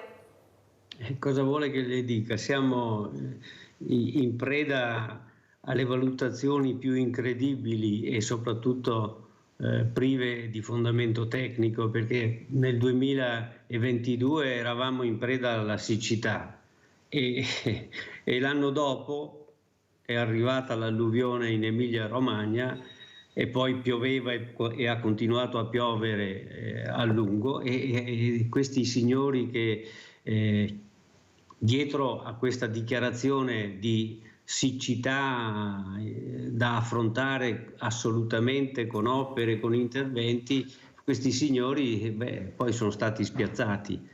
In quell'occasione ho sentito addirittura una persona che occupa una posizione di vertice in una delle organizzazioni che riguardano gli agricoltori dire insomma quei 2 miliardi di euro che avete destinato nel PNRR alla difesa idrogeologica, veramente difesa idraulica e geologica che è qualcosa di diverso, dateli a noi per la siccità. Ma cosa stiamo dicendo? Ma cosa stiamo dicendo? Che la piena è dietro l'angolo e tu di fronte a questi problemi dovresti sempre stare molto guardingo e pensare che forse quelli sono i veri problemi da affrontare, perché quando ti colpiscono di morti ne fanno, come è capitato d'altra parte in Veneto nel 66, in misura minore durante la piena del 2010 e fortunatamente non travolti dalle acque quelli che sono morti anche in occasione della famosa tempesta Vaia, quando alcuni strumenti messi a punto dal mio dipartimento, fra l'altro, hanno aiutato a prendere decisioni che secondo me sono state fondamentali per evitare appunto le vittime. Io credo che sarebbe opportuno e necessario finalmente affrontare i problemi, quelli veri, quelli che riguardano la difesa idraulica e geologica del territorio. Poi ci sarà anche il resto. Sicuramente saremo o viviamo un periodo difficile dal punto di vista del clima, ma non precipitiamo, perché noi di fronte a queste situazioni che ci si presentano ci dimentichiamo immediatamente dei problemi che ci trasciniamo da anni e anni e che non siamo stati ancora in grado di risolvere. Ad esempio i vaccini di laminazione sembrava essere a un passo dal traguardo, invece dopo abbiamo visto anche questo, diciamo, comitato di sindaci, ecco, vedo che sta scuotendo la testa. In effetti cos'è successo? Si è fermato tutto. Prego professore. Ma io credo che il caso del Piave sia un caso emblematico ed è veramente incredibile che di fronte alla reale situazione idraulica con riferimento alla sicurezza del Piave è incredibile che, nonostante dagli anni immediatamente successivi alla piena del 1966 la Commissione De Marchi avesse indicato con chiarezza la linea da perseguire, noi cosa abbiamo fatto? Abbiamo fatto delle opere, ma abbiamo fatto delle piccole opere, tra virgolette. I grandi fiumi veneti sono tutti nella stessa situazione del 66. Ebbene, il problema però è molto più grave di quello del 66, perché nel frattempo, in questi anni, i beni realizzati sul territorio, i beni da difendere, sono cresciuti in misura enorme. E allora noi oggi il rischio idraulico sul nostro territorio l'abbiamo molto, ma molto più elevato di quello che poteva essere il rischio idraulico nel 1966, quando sostanzialmente molte strutture non esistevano e quindi diciamo che i beni che sono stati coinvolti avevano un valore importante, ma sicuramente di gran lunga inferiore a quello dei beni attuali che dei quali dovremmo garantire la sicurezza. I sindaci, io non lo so quali competenze abbiano, perché mi ricordo un sindaco di Padova che mi disse: alla mia osservazione, guardi che Padova dal punto di vista idraulico non è affatto in condizioni di sicurezza. Mi disse, ma noi non abbiamo competenza. Ma come non hai competenza? Se tu ti interessi dei tuoi cittadini, un conto che vada a parlare il professor Dal Paus, che è un pinco pallino qualsiasi. Un altro conto è se vai a parlare tu, che rappresenti 200.000 cittadini.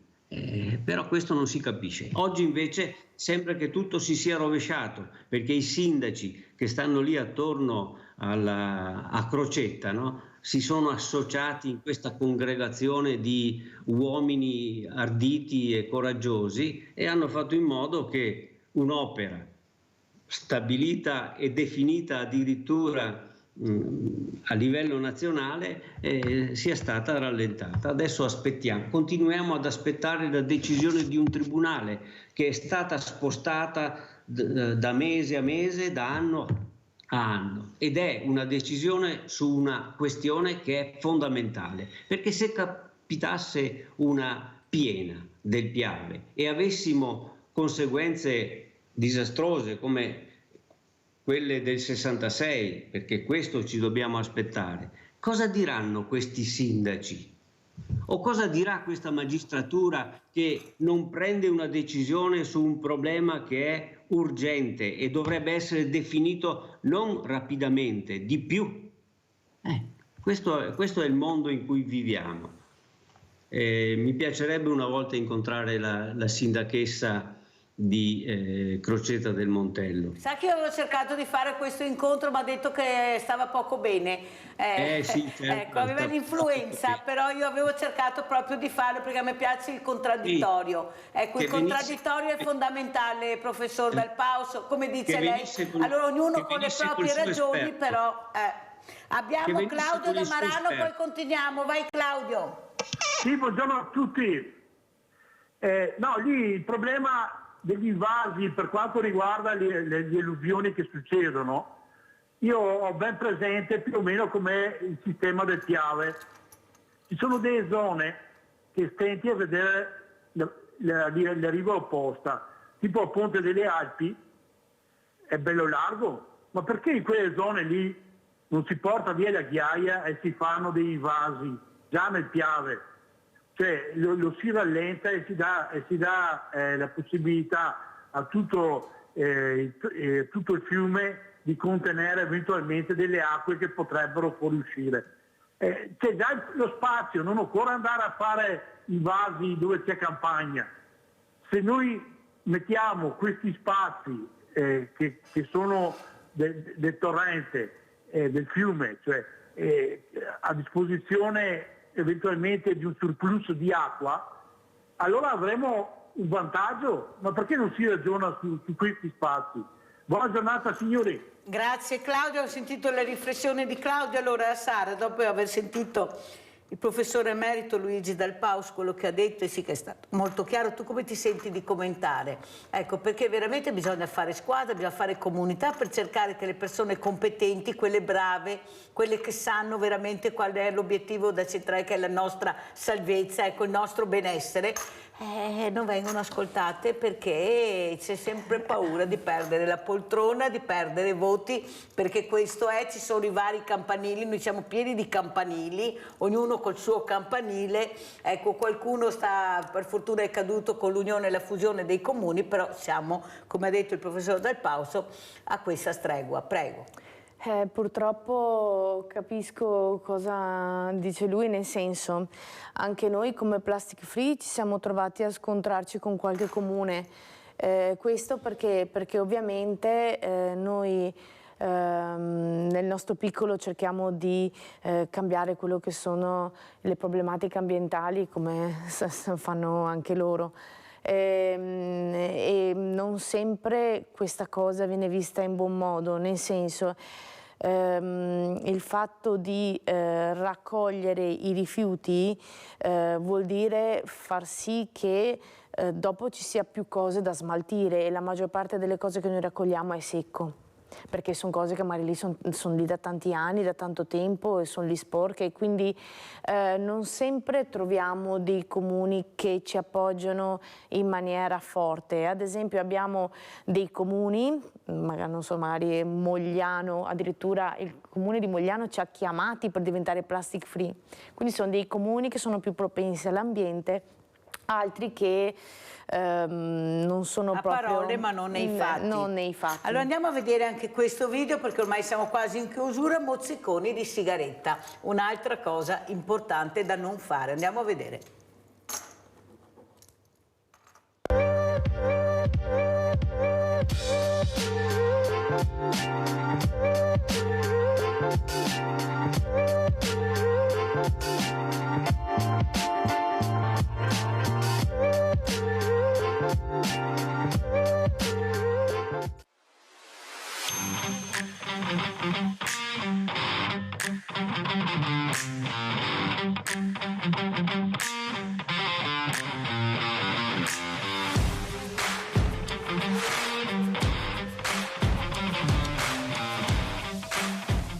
Il mozzicone è uno dei rifiuti più dannosi e pericolosi per l'intero pianeta. Pensate che un mozzicone impiega fino a 15 anni per degradarsi e nel frattempo rilascia oltre 4.000 sostanze cancerogene, senza contare il fatto che vengono anche ingeriti dagli animali, causandone spesso la morte. Quindi cosa facciamo noi? Sensibilizziamo su questa problematica, andiamo a raccoglierli e invitiamo tutti a cambiare gesto, perché ognuno è libero di fare quello che vuole, potete anche fumare, però non inquinate, non danneggiate il nostro pianeta, perché ne abbiamo uno solo.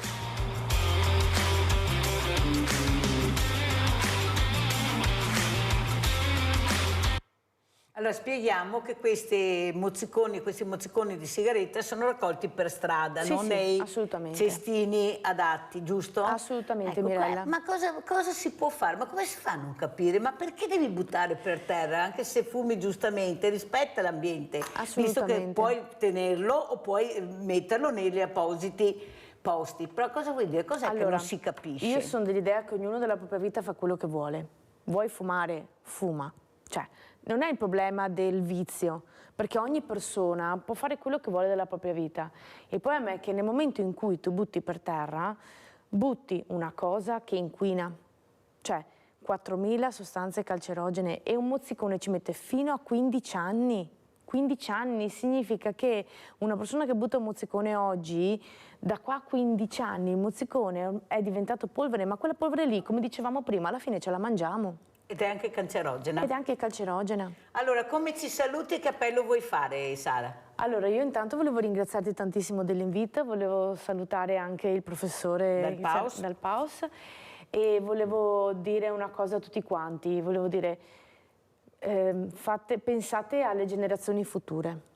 L'ambiente, la salute delle persone, la salute degli animali è in mano nostra, quindi noi possiamo fare la differenza cambiando un semplice gesto anche quando andiamo a fare la spesa e anche quando fumiamo, nel senso che comunque i piccoli gesti fanno la differenza perché anche se è un mozzicone ed è piccolo così, comunque inquina e non ne fumi una al giorno. Cioè, e non sei solo tu che fumi, abbiamo visto quello che avete raccolto. Grazie alla nostra Sara Simeonato, referente Plastic Free di Treviso. Come ci saluta, professor Dal Paos?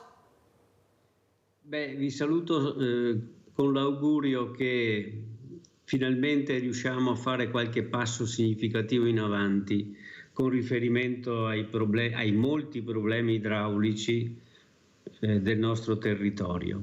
Direi che sarebbe fondamentale che di queste cose si parlasse anche ai più giovani, perché penso che molte delle posizioni che si affermano in certe situazioni dipendono soprattutto dalla non conoscenza dei problemi, e questo è un fatto grave perché chi non conosce non può essere il portatore delle decisioni che poi si devono prendere.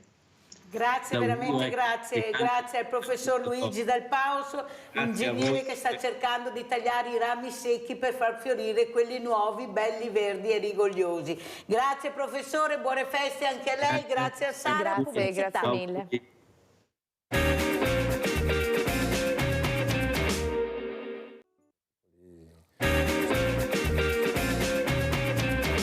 Siamo con Luca Martello, sindaco di Vigonovo, Venezia, primo mandato civica, un sindaco che sta provando sulla pelle soprattutto le sofferenze, la paura, la disperazione, la non sicurezza che questi cittadini hanno, queste persone, soprattutto questo messaggio, sindaco, che sta passando, che io non condivido, che tutti adesso dobbiamo aver paura di tutto, specialmente i giovani, dell'amico, del compagno, una parola, uno sguardo, no, non può funzionare, dobbiamo capire e veramente guardarci negli occhi e soprattutto dialogare. Ecco, forse parlando riusciremo a fare quel passo in più per far capire che non è così tutto pessimismo. Prego. Buongiorno, sì.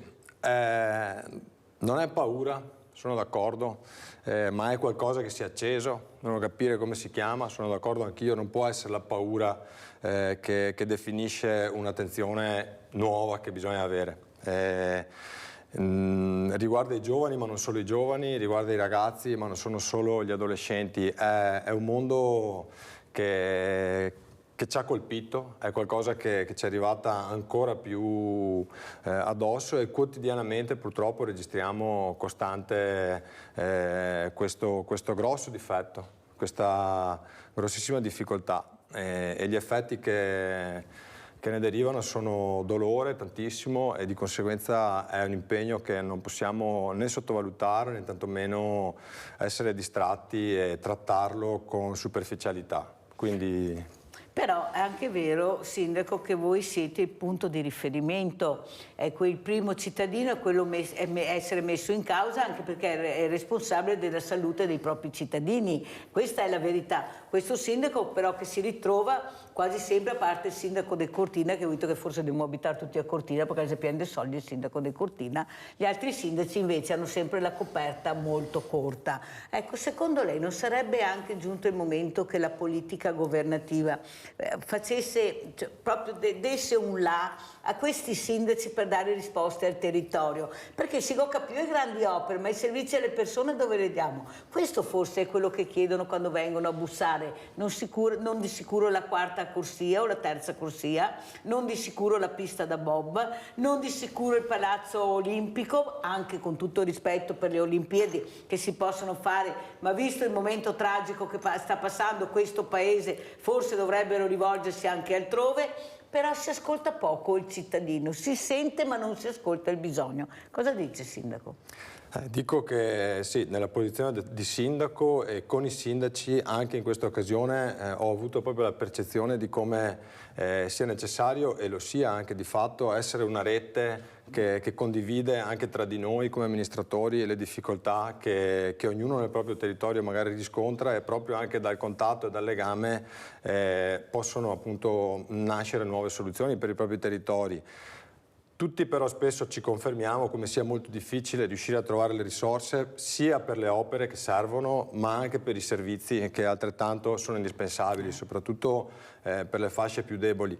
Ma testimonio anche però, e sento il dovere di doverlo fare, che tanto si fa.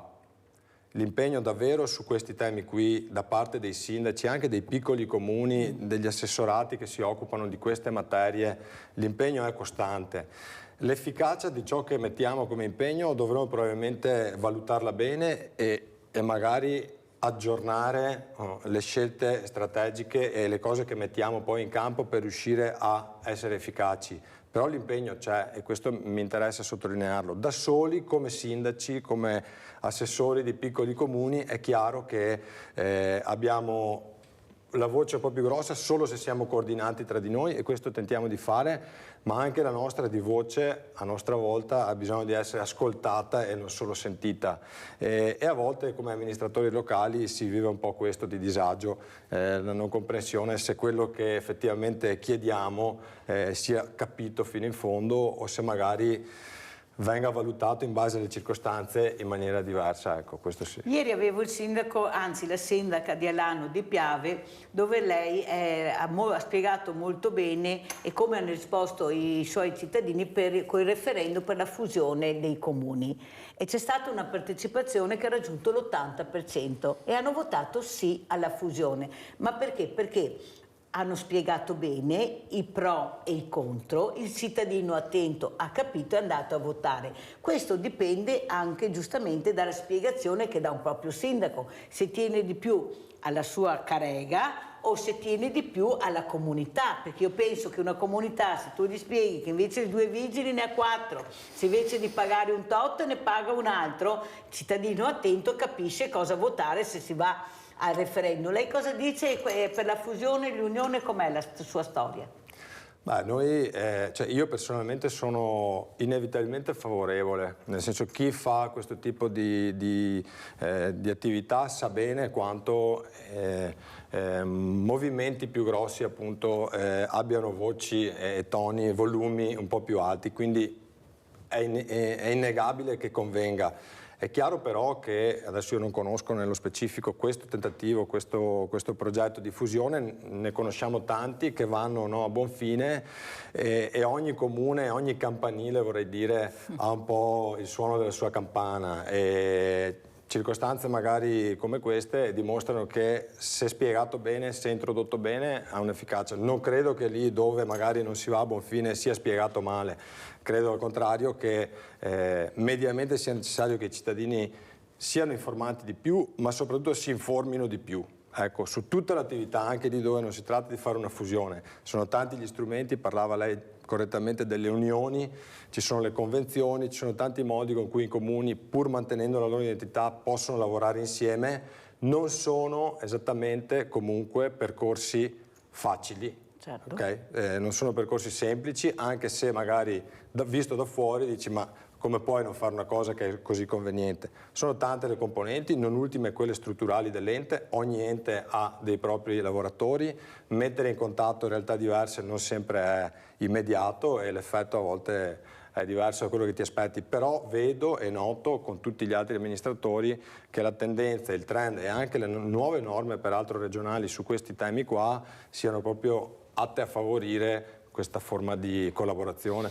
Cos'è che la preoccupa di più e quello invece che è riuscito a far capire agli abitanti di Vigo Novo, ecco, questa semina che continuamente i sindaci devono fare e che poi questo cittadino premia, questa persona che va al voto premia, perché se si semina bene si capisce dal voto che poi esce, che è la premiazione e il rinnovo del mandato al sindaco. Cos'è che la preoccupa di più, che sente in questo momento dove sente parlare di elezioni europee, di grandi opere? Ecco, voi sindaci invece che siete là in trincea, cos'è che vi fa paura? Questa popolazione anziana, ecco, che non trova veramente sostegno, solitudine, pochi soldi, prego.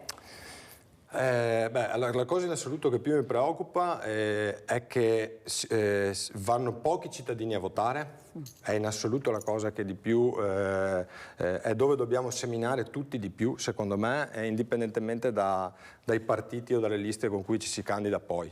Quindi questo in assoluto è un impegno che è spesso trascurato dal mio punto di vista e noi cerchiamo nel nostro piccolo il più possibile di coinvolgere in modo attivo i cittadini mediante le associazioni, mediante le parrocchie, mediante i comitati, proprio perché ci sia la percezione che questo essere attivi non è buona volontà, farebbe parte del fatto stesso di essere cittadini e di essere italiani, cioè un minimo a tutti è richiesto, non esiste qualcuno che possa sentirsi solo beneficiario di servizi per il fatto stesso che paga le tasse. Pagare le tasse è sicuramente la cosa più anche fastidiosa, vorrei dire, però più corretta, ma solo quello non basta. Almeno l'attenzione al voto, quindi scegliere di andare a votare o quantomeno, se non si va, essere in grado di costituire qualche impegno, civico, sociale, per mettersi a disposizione dei propri concittadini, altrimenti da soli non si va da nessuna parte. Però è anche vero che non sono dei messaggi positivi quelli che vediamo anche dal governo nazionale, vediamo delle volte sia in Senato che alla Camera queste liti che degenerano in maniera incredibile, questa etica che dovrebbe avere il politico, anche nei talk quando si esprime anche per fatti veramente gravi. Capisce che poi la persona che è a casa, specialmente i giovani che sono delle spugne ma sono molto sensibili e attenti, fanno fatica ad esprimersi e di dire io ci terrei più a questo, e il loro grido d'allarme è l'ambiente. Abbiamo visto prima con Plastic Free cosa sta succedendo. Ecco, questi messaggi che non vengono, perché veramente la direzione è un'altra. Stiamo parlando veramente di colate di cemento, di grandi opere, su un ambiente veramente che avrebbe bisogno di respirare. La pandemia l'ha dimostrato. In poco tempo addirittura a Venezia i fiumi si sono puliti da soli senza che nessuno faccia niente. Cioè dobbiamo anche lasciare respirare sto paese. L'urbanistica, certi sindaci che hanno veramente avuto questo grande strumento in mano, però uno strumento pericolosissimo, perché voleva dire piani regolatori, voleva dire mettersi in mano a dei tecnici, perché così, ecco, funziona. Ecco, forse adesso sarebbe il tempo di fare un passo indietro e di vedere veramente i bisogni del territorio, che sono le persone, non più guardare i numeri ma guardare le persone, all'ascolto. Condivido che sia mediante la persona che poi si debba giungere anche alle soluzioni che si mettono in campo. Personalmente non amo dare un giudizio su tutta la politica pensando a quello che vedo spesso appunto in televisione o in altri contesti, perché effettivamente il livello a volte non aiuta e di conseguenza il cittadino può farsi un'idea anche sbagliata. Io anche in questo senso invito a frequentare i posti live, cioè dove si va di persona a vedere chi si ha davanti, che sia un consiglio comunale, che sia una campagna elettorale, però alzarsi, prendere e andare, perché qualsiasi filtro che c'è in mezzo non solo può condizionare l'informazione, ma soprattutto condiziona il soggetto che magari la sta proponendo, perché non è mai immediato, spesso è mediato quello che noi riceviamo, e più riusciamo ad andare alla fonte, più riusciamo a conoscere, a leggere o a sentire la voce di qualcuno, è molto più probabile che l'opinione possa essere anche esattamente diversa. Ad esempio, sul tema dei politici non me la sento di pensare a dei sindaci, escludo me, a sindaci con cui quotidianamente lavoro e opero, messi alla pari magari di certi urlatori, chiamiamoli così, che sbraitando probabilmente azionano le leve di quei cittadini invece che sono già di loro predisposti all'arrabbiatura, e quindi su quello si costruisce gran poco. Magari si raccolgono voti, ma credo non si costruisca un granché. Allora, quello che abbiamo visto, ecco, con questa tragica morte di Giulia Cecchettin, che lei ha vissuto e sta vivendo in prima persona, ecco, oggi ci saranno anche i funerali di Vanessa, è la partecipazione della comunità. Questa comunità che ha fatto molto rumore, come diceva la sorella Elena, che ha cercato di dare un segnale. Il problema è il dopo. Il dopo, questo segnale continuerà, questo rumore continuerà ad essere ascoltato, perché io penso che tutti quegli uomini che hanno partecipato a questa tragedia prima e dopo, adesso devono loro far rumore, perché è a loro che ci rivolgiamo, sono loro che devono capire, ecco, e affrontare l'individuo che con una parola, uno sguardo, un atteggiamento anche di provocazione va fermato. Non dobbiamo essere sempre noi. Ecco, questi sono gli uomini per bene che devono fermare quelli non per bene con atteggiamenti, sguardi o parole. Questo può succedere nell'ambito del mondo del lavoro, ma può succedere al bar, può succedere per strada, può succedere in qualsiasi momento che la donna si sente in pericolo o offesa. E vi posso assicurare che quando una donna è offesa anche psicologicamente ha la giornata rovinata, perché rimane qua sempre quella parola, quella frase, quello sguardo. Cosa dice il sindaco? Dico, come dice bene lei, la necessità è proprio quella di cambiare il linguaggio. Può sembrare esagerato e me ne rendo conto, perché è comunque qualcosa di estremo, sostituire delle parole, capire quali siano le più corrette, e questo è qualcosa. L'umorismo, o presunto tale, un certo modo di vivere anche tra di noi, appunto tra maschi, il modo con cui si commentano e si pensa magari anche di scherzare su certi temi. Questo passaggio qui, che può sembrare altrettanto forte, perché mettere in discussione qualcosa che per tanti magari non ha fatto nessun danno? Perché ci sono quei pochi che purtroppo ormai registriamo in maniera sempre più lampante, che sono invece momenti in cui le persone poi stanno male, senza pensare agli effetti più estremi, ma già tra di noi, sul nostro, se riusciamo a far star male una volta in meno qualcuno, evitando di essere, come dire, di pensare di essere in qualche modo simpatici, probabilmente mettiamo in campo qualcosa che su ampia scala forse migliorerà i rapporti tra di noi e migliorerà anche le relazioni poi che riusciamo a intrattenere con i nostri amici, le nostre amiche o familiari e figli stessi. Allora andiamo anche a vedere, perché c'è stata la laurea a Giulia Cecchettin, abbiamo questo servizio, data laurea Giulia Cecchettin, andiamo a sentire.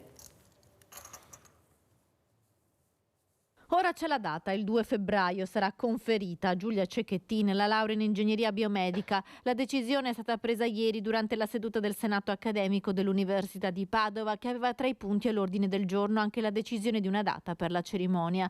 Giulia aveva completato con successo il suo percorso universitario, la sua tesi era pronta. Quel maledetto sabato 11 novembre, prima di uscire per andare all'appuntamento con il suo assassino, Filippo Turetta, suo compagno di corso, aveva inviato via email alla sua relatrice la stesura finale della tesi, un elaborato davvero buono, come ci aveva raccontato ai microfoni la professoressa Silvia Todros, che lunedì seguente, mentre le ricerche di Giulia erano appena cominciate, le aveva risposto approvando la tesi e chiedendole di inserire il file nel sistema telematico dell'università, un passaggio che la ragazza non farà mai, perché Filippo Turetta l'aveva uccisa sabato notte e poi gettata in un canalone di montagna a Piancavallo. Giulia doveva laurearsi giovedì 16 novembre. I professori della commissione hanno sperato fino all'ultimo di vederla entrare in aula, ma 2 giorni dopo il ritrovamento del suo corpo ha messo fine ad ogni speranza.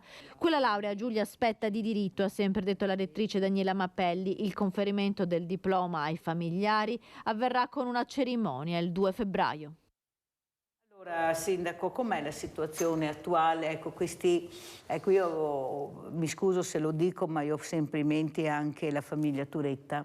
Questi genitori, questo fratello, non dobbiamo dimenticare, Sindaco, è facile, ecco, incolpare, perché qua ma chi va mai a immaginare una cosa del genere? Questi genitori che veramente sono distrutti, questo ragazzino che sta crescendo in un ambiente che può diventare anche ostile, come ha detto il professor Crepetta, che gli ha consigliati di andare a abitare da un'altra parte, di andare via, perché ci sarà sempre l'ammiccamento al bar, ci sarà sempre quel dito che punta. Cosa dice lei? Com'è la situazione? Come la vede lei?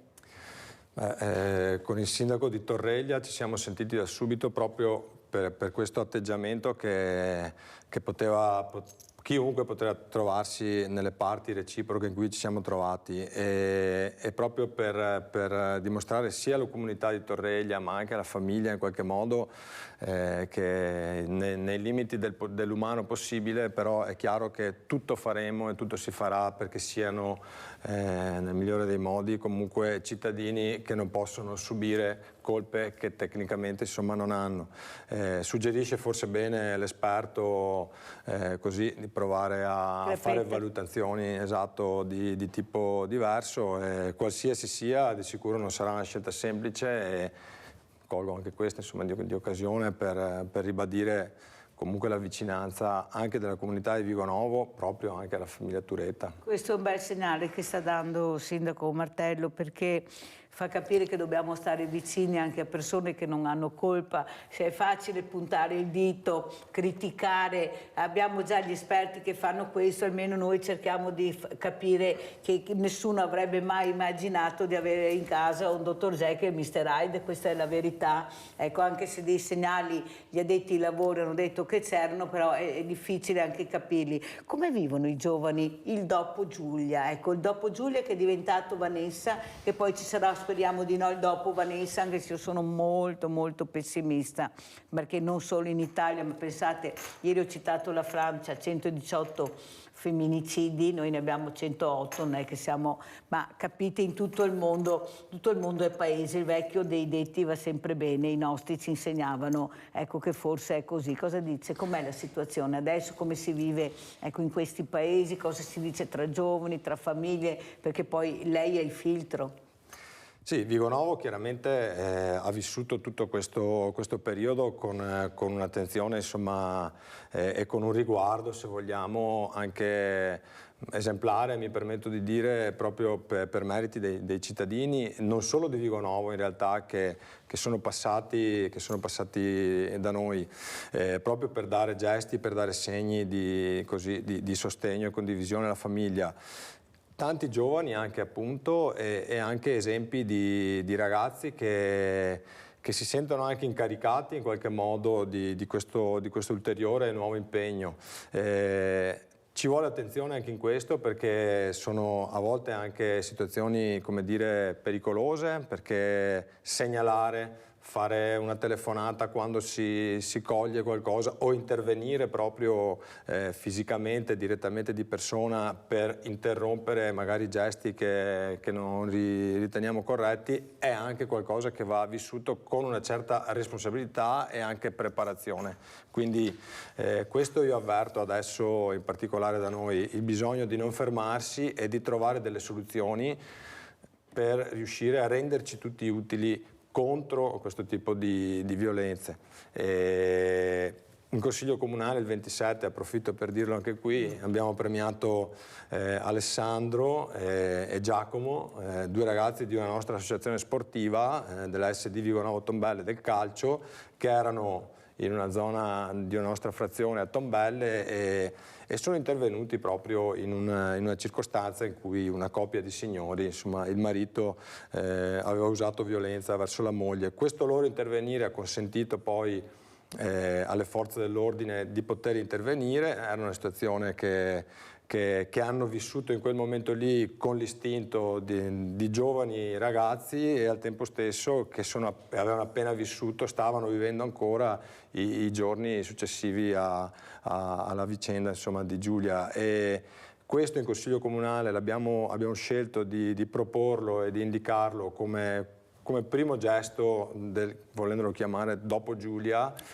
partendo proprio con qualcosa che di nuovo si è attivato e che speriamo, insomma, entro i limiti dell'età, che a volte, insomma, anche certe scelte bisogna saperle compiere. Non erano da soli, erano in 4, quindi probabilmente anche l'unione, come dire, ha fatto un po' di forza e hanno fatto un gesto sicuramente che non li rende degli eroi, perché sono giovani e, come ci siamo detti anche con loro, tante saranno le cose in cui non sono perfetti, e quindi noi apprezziamo questo gesto, lo sottolineiamo, ma ricordando anche a loro e a tutti che non si tratta di essere eroi, ma si tratta di costituire una nuova normalità, probabilmente che possa prevenire tutte queste... Ma non pensa, Sindaco, che forse è stata questa parola di Elena Cecchettin, della famiglia Cecchettin, ma in particolare di Elena, fatto il rumore? Nel senso, questo rumore vuol dire non solo fare rumore, non girarti dall'altra parte se vedi qualcosa che non va. Questi ragazzi, è arrivato questo messaggio, non si sono girati dall'altra parte. Chi mi dice che se non fosse successo questo e nello stesso punto, stesso luogo, magari si sarebbero comportati in maniera diversa? Invece questo fa rumore, questo dire non girarti, aiuta, cerca di comprendere e di dare il supporto, ha avuto questo eco. Cosa ne pensa? Credo sia andata proprio così, credo sia stato proprio l'effetto di quello che stavamo vivendo che ha attivato degli allarmi ulteriori, e sono proprio quelli che però dobbiamo riuscire a mantenere vivi a lungo, perché purtroppo notiamo anche oggi ci sono, voglio dire, delle comunità di Vanessa oggi che soffrono, e quindi il tema è reale, ma al tempo stesso, appunto, l'auspicio e la speranza, se ancora vogliamo averne come abbiamo, insomma, per il futuro, è che anche i ragazzi giovani, soprattutto con tutti i mezzi che oggi la tecnologia mette a disposizione, anche questo è qualcosa su cui dobbiamo costruire la nostra speranza, cioè sullo studio, sulla tecnologia, su tutto quello che ci può aiutare, perché tante volte li odiamo, come dire, certi strumenti, perché ci infastidiscono, ci stancano o ci fanno star male, ma sono gli stessi probabilmente strumenti che, usati nel modo giusto, potranno esserci d'aiuto. Un'altra cosa che abbiamo visto è anche l'importanza delle telecamere. Ecco, investire sulle telecamere vuol dire anche sicurezza, vuol dire che tu riesci veramente a incidere se investi nella sicurezza della comunità, perché questo è successo. Prego. Sì, beh, gli strumenti poi ci sono, e anche nel caso citato delle telecamere o dei sistemi mediante cui poi si è cercato di rintracciare chi si stava cercando, pur essendoci gli strumenti, anche lì abbiamo tutti gli elementi per capire che probabilmente si può fare un ulteriore passo, perché mettere anche in più rapida possibilità di contatto e relazione tutti i dispositivi che ci sono sarà... Ma che funzionino però, non che abbiamo delle telecamere che poi non funzionano, non si vede niente, perché succede anche questo, non possiamo mettere veramente un carabiniere, un poliziotto a ogni angolo, un vigile, però le telecamere sono molto utili, io le trovo utilissime. Sì, appunto è parte di quella tecnologia che arriva da un po' prima, diciamo, dei telefoni cellulari forse, e che anche si sta affinando come potenzialità, tant'è vero che tanti comuni, compreso il nostro, insomma, qualche mese prima di novembre, insomma, dopo l'estate, abbiamo firmato un protocollo con la prefettura, proprio perché anche a Vigo Novo, grazie a dei fondi ministeriali e un intervento del comune, verranno installate tante telecamere che hanno la funzione di aiutarci a eliminare certi fenomeni, ma non è neanche solo con le telecamere che possiamo pensare di sapere esattamente cosa avviene nel nostro territorio. Le vere telecamere, i veri occhi che guardano sono soprattutto anche i nostri, associati a strumenti mediante cui comunicare, mediante cui informare, mediante cui denunciare. Non possiamo sentirci comunque solo nelle mani di una telecamera, A, perché può non funzionare, B, perché ci sono un sacco di ragioni per chi ci lavora poi per sapere che possono sembrare più efficaci di quello che in realtà poi sono. Vedasi la privacy, vedasi tante altre cose. Sì, ma vede Sindaco, il problema è che la burocrazia purtroppo è diventata un elefante. Noi dobbiamo essere sicuri. Noi non dobbiamo, io non posso sentire l'anziano che ha paura di uscire di casa alle 5 del pomeriggio a portare anche l'immondizia perché ha paura, non si sa di cosa, del diverso, di qualsiasi cosa. Anche perché voi siete un po' con le spalle al muro, non è che potete dare questa sicurezza, e veramente questi messaggi delle volte sono devastanti per i meno giovani, questa paura che delle volte non esiste, non c'è. Ecco, non si deve avere sempre paura di tutto, devi stare molto attento, quello sì, ma non avere proprio il terrore di uscire di casa. Non mi sembra che abbiamo questo ambiente. Cosa dice lei? Io sono d'accordo, nel senso che è molto importante anche in queste cose dirsi come stanno, perché è vero che le situazioni di pericolo sono tante, ma tante ci sono anche sempre state, ok? E magari la nostra percezione era diversa. Abbiamo attualmente un contatto in tempo reale, mediante altre telecamere e comunque con gli strumenti digitali, per cui sappiamo, se vogliamo, possiamo dire o possiamo far sapere a tutti dove siamo in questo momento e cosa stiamo facendo. Ma chi te l'ha chiesto, nel senso, è sicuramente una cosa che può essere curiosa, ma al tempo stesso mi ricordo all'inizio che stai informando esattamente i ladri, che tu sei in vacanza, è quello che ti interessa fare. Quindi sono tanti i modi con cui possiamo usare i mezzi che abbiamo. Il mezzo da solo non basta e serve istruzione. Esatto, bisogna fare appunto istruzione e formare delle persone per fare questo. Saluto anche il sindaco Roberto Rigoni Stern, sindaco di Asiago, buongiorno. Secondo mandato Civica Centrodestra. Buongiorno sindaco, rimarremo poco con lei perché si è collegato in ritardo, ma non importa, mi scuso, ho avuto dei problemi tecnici. Tranquillo sindaco. Grazie Mirella. È con noi Luca tanto. Martello, sindaco di Vigonovo, Venezia, primo mandato Civica. Ecco, come saluta questo sindaco di Vigonovo che ha provato sulla sua pelle, ecco, il problema di far sentire una comunità vicina, veramente in situazioni drammatiche, situazioni che però vivono un po' tutti i sindaci, e con le baby gang, e con i furti, con tutti quei femminicidi, c'è un disastro dappertutto. Com'è la situazione ad Asiago e nevica? Fa freddo perché qua fa caldo, sindaco. Da voi cosa fa? Almeno quello abbiamo un po' di diciamo caldo. Che è allarmante la situazione climatica, perché non è che faccia freddo neanche ad Asiago, cioè ieri sera abbiamo 2 gradi sopra lo zero, stanotte 2 gradi sotto zero, quindi la situazione è veramente inquietante dal punto di vista climatico, e stiamo proprio percependo il peso di questo cambiamento climatico che ci sta rendendo veramente difficile programmare una stagione turistica invernale. Pensiamo a chi deve utilizzare la neve artificiale perché non sta più nevicando.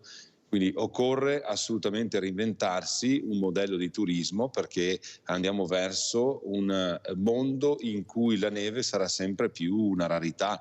E io, se penso in alcune stazioni turistiche dove si vive di turismo invernale, dove si vive di neve e dove tutto ruota attorno alla neve e la neve sta diventando sempre più una rarità, credo che sarà difficile nei prossimi anni poter sostenere un modello economico di questo tipo. Quindi noi siamo alle prese con una stagione turistica molto particolare, molto complessa, che ci sta mettendo alla prova, ma siamo anche in un certo qual modo abituati, attrezzati per potervi far fronte, perché ad Asiago si può fare di tutto, di più, anche senza dover per forza sciare.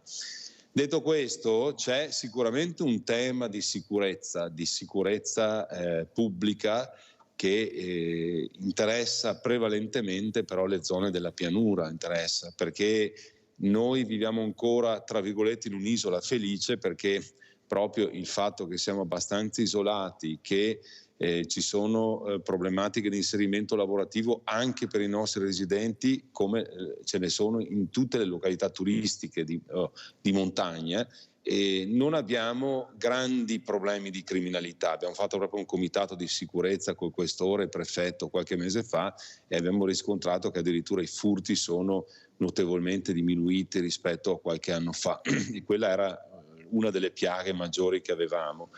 Oggi come oggi c'è sicuramente un problema di disagio sociale che si riscontra in alcune situazioni, di persone che diventano alle volte moleste perché non hanno nessun tipo di riferimento. Proprio ieri ho dovuto ipotizzare un TSO per una persona che vive in una situazione di degrado e che sta molestando molte persone nella zona in cui vive, però diciamo, si tratta di fenomeni molto circoscritti, molto isolati e molto meno percepibili rispetto a quelli che, come diceva lei, stanno vivendo in alcune zone della pianura, come nel comune del collega che è lì in studio con lei. Adesso sindaco, anzi a voi sindaci, faccio vedere queste riprese perché sono molto allarmanti, bisogna fermare questi ragazzini, a mio avviso sono ragazzi. Andiamo a vedere cosa hanno fatto vandali dagli alpini, guardate cosa hanno combinato. Danni, come parlava Adriano, sono stati fatti non solo alla casa degli alpini, c'è la casa dei Colmei, dove è stato fatto un altro danno sicuramente da qualche 300-500 euro più o meno. Sono tutti i camion appunto dei nostri amici del Luna Park che sono stati divelti, tutta l'area diciamo degli arcieri dove hanno divelto gazebi, staccionate. Cioè, i danni, qua si parla quasi di un 20.000 euro di danni totali. Non solo la casa degli alpini, dunque, nel mirino dei vandali che ha colpito la zona del parco di Villa Guidini. Sono in corso le indagini da parte dei carabinieri per identificare i responsabili. Al vaglio le telecamere di sicurezza che avrebbero ripreso una macchina arrivare la sera del 25 dicembre alle 22:30, andarsene e poi tornare verso l'una di notte, momento in cui gli atti di violenza si sarebbero compiuti. Secondo le prime ricostruzioni si tratterebbe di ragazzi già noti alle forze dell'ordine. Non sono venuti per rubare, sono venuti solamente per far danni solo e basta. Perché se vedete qua, questa è la lampada qua, cosa interessava a loro a romperla, perché? E c'è rabbia tra il gruppo degli alpini per un gesto così sconsiderato. Ogni cosa che poteva essere rotta o danneggiata, racconta Adriano Barbazza, capogruppo degli alpini di Zero Branco, è diventato bersaglio della banda di vandali. Strappate le bandiere italiane appese fuori dalla casetta e gettate nella fontana. Un vilipendio, commenta Adriano, a quella bandiera e al valore che ha per noi. Ma non solo, cassonetti rovesciati, transenne buttate a terra, lo stemma di legno che caratterizza la casetta strappato dalle pareti e gettato lontano. La prima cosa, racconta il gruppo delle Penne Nere, ad essere risistemata. Danni non solo morali ma anche economici. 600-700 euro di danni. Come ho detto, speriamo che qualcuno ci dia una mano, perché come noi alpini cosa facciamo? Non abbiamo questa proprietà di soldi, insomma, speriamo che qualcuno ci aiuti. Allora, cominciamo proprio dal sindaco Rigoni Sterna. Allora, sindaco, smettiamo con questo buonismo, ma è una bravata, porta a spasso il nonnetto, porta la borsa della spesa, vogliamo veramente fargli pagare queste malefatte nella maniera giusta, ma non per carità, proprio nel senso che devono rispettare il prossimo e il bene altrui che è della comunità. Prego. Guardi, io sono convinto di una cosa, che queste forme di danneggiamenti che si verificano, questi atti vandalici, abbiamo tutta una matrice che è proprio nell'ambito della famiglia, cioè laddove mancano i principi educativi della famiglia, questi giovani, questi ragazzi crescono con una sorta di disagio che li porta a compiere queste cose. È chiaro che una volta che vengono identificati devono pagare penalmente, a mio avviso, e oltretutto dovrebbero essere condannati anche a risarcire il danno per poter sistemare, ripristinare i danni che loro hanno causato. Grazie, questo sindaco, fenomeno, devo correre, se no non ce la faccio. Abbiamo ancora un minuto. Sindaco Martello, come commenta questo servizio? Penoso, quanto chiaramente hanno messo in campo sti cretini qui, perché di altro non si tratta. Speriamo che chi li deve punire li punisca, e condivido quanto il sindaco di Asiago dice. Dentro le famiglie bisogna fare probabilmente qualche parola in più e seguirli di più. Forse una volta ci seguivano di più, forse anche questo potrà aiutare. Facile non è, sono cose, come dicevo prima, che accadono, ma al tempo stesso non bisogna abbassare la guardia, bisogna andarseli a prendere. Allora, sindaco Sterna, come ci saluta? Ci rivedremo ancora perché questa mattina ha poco spazio, prego.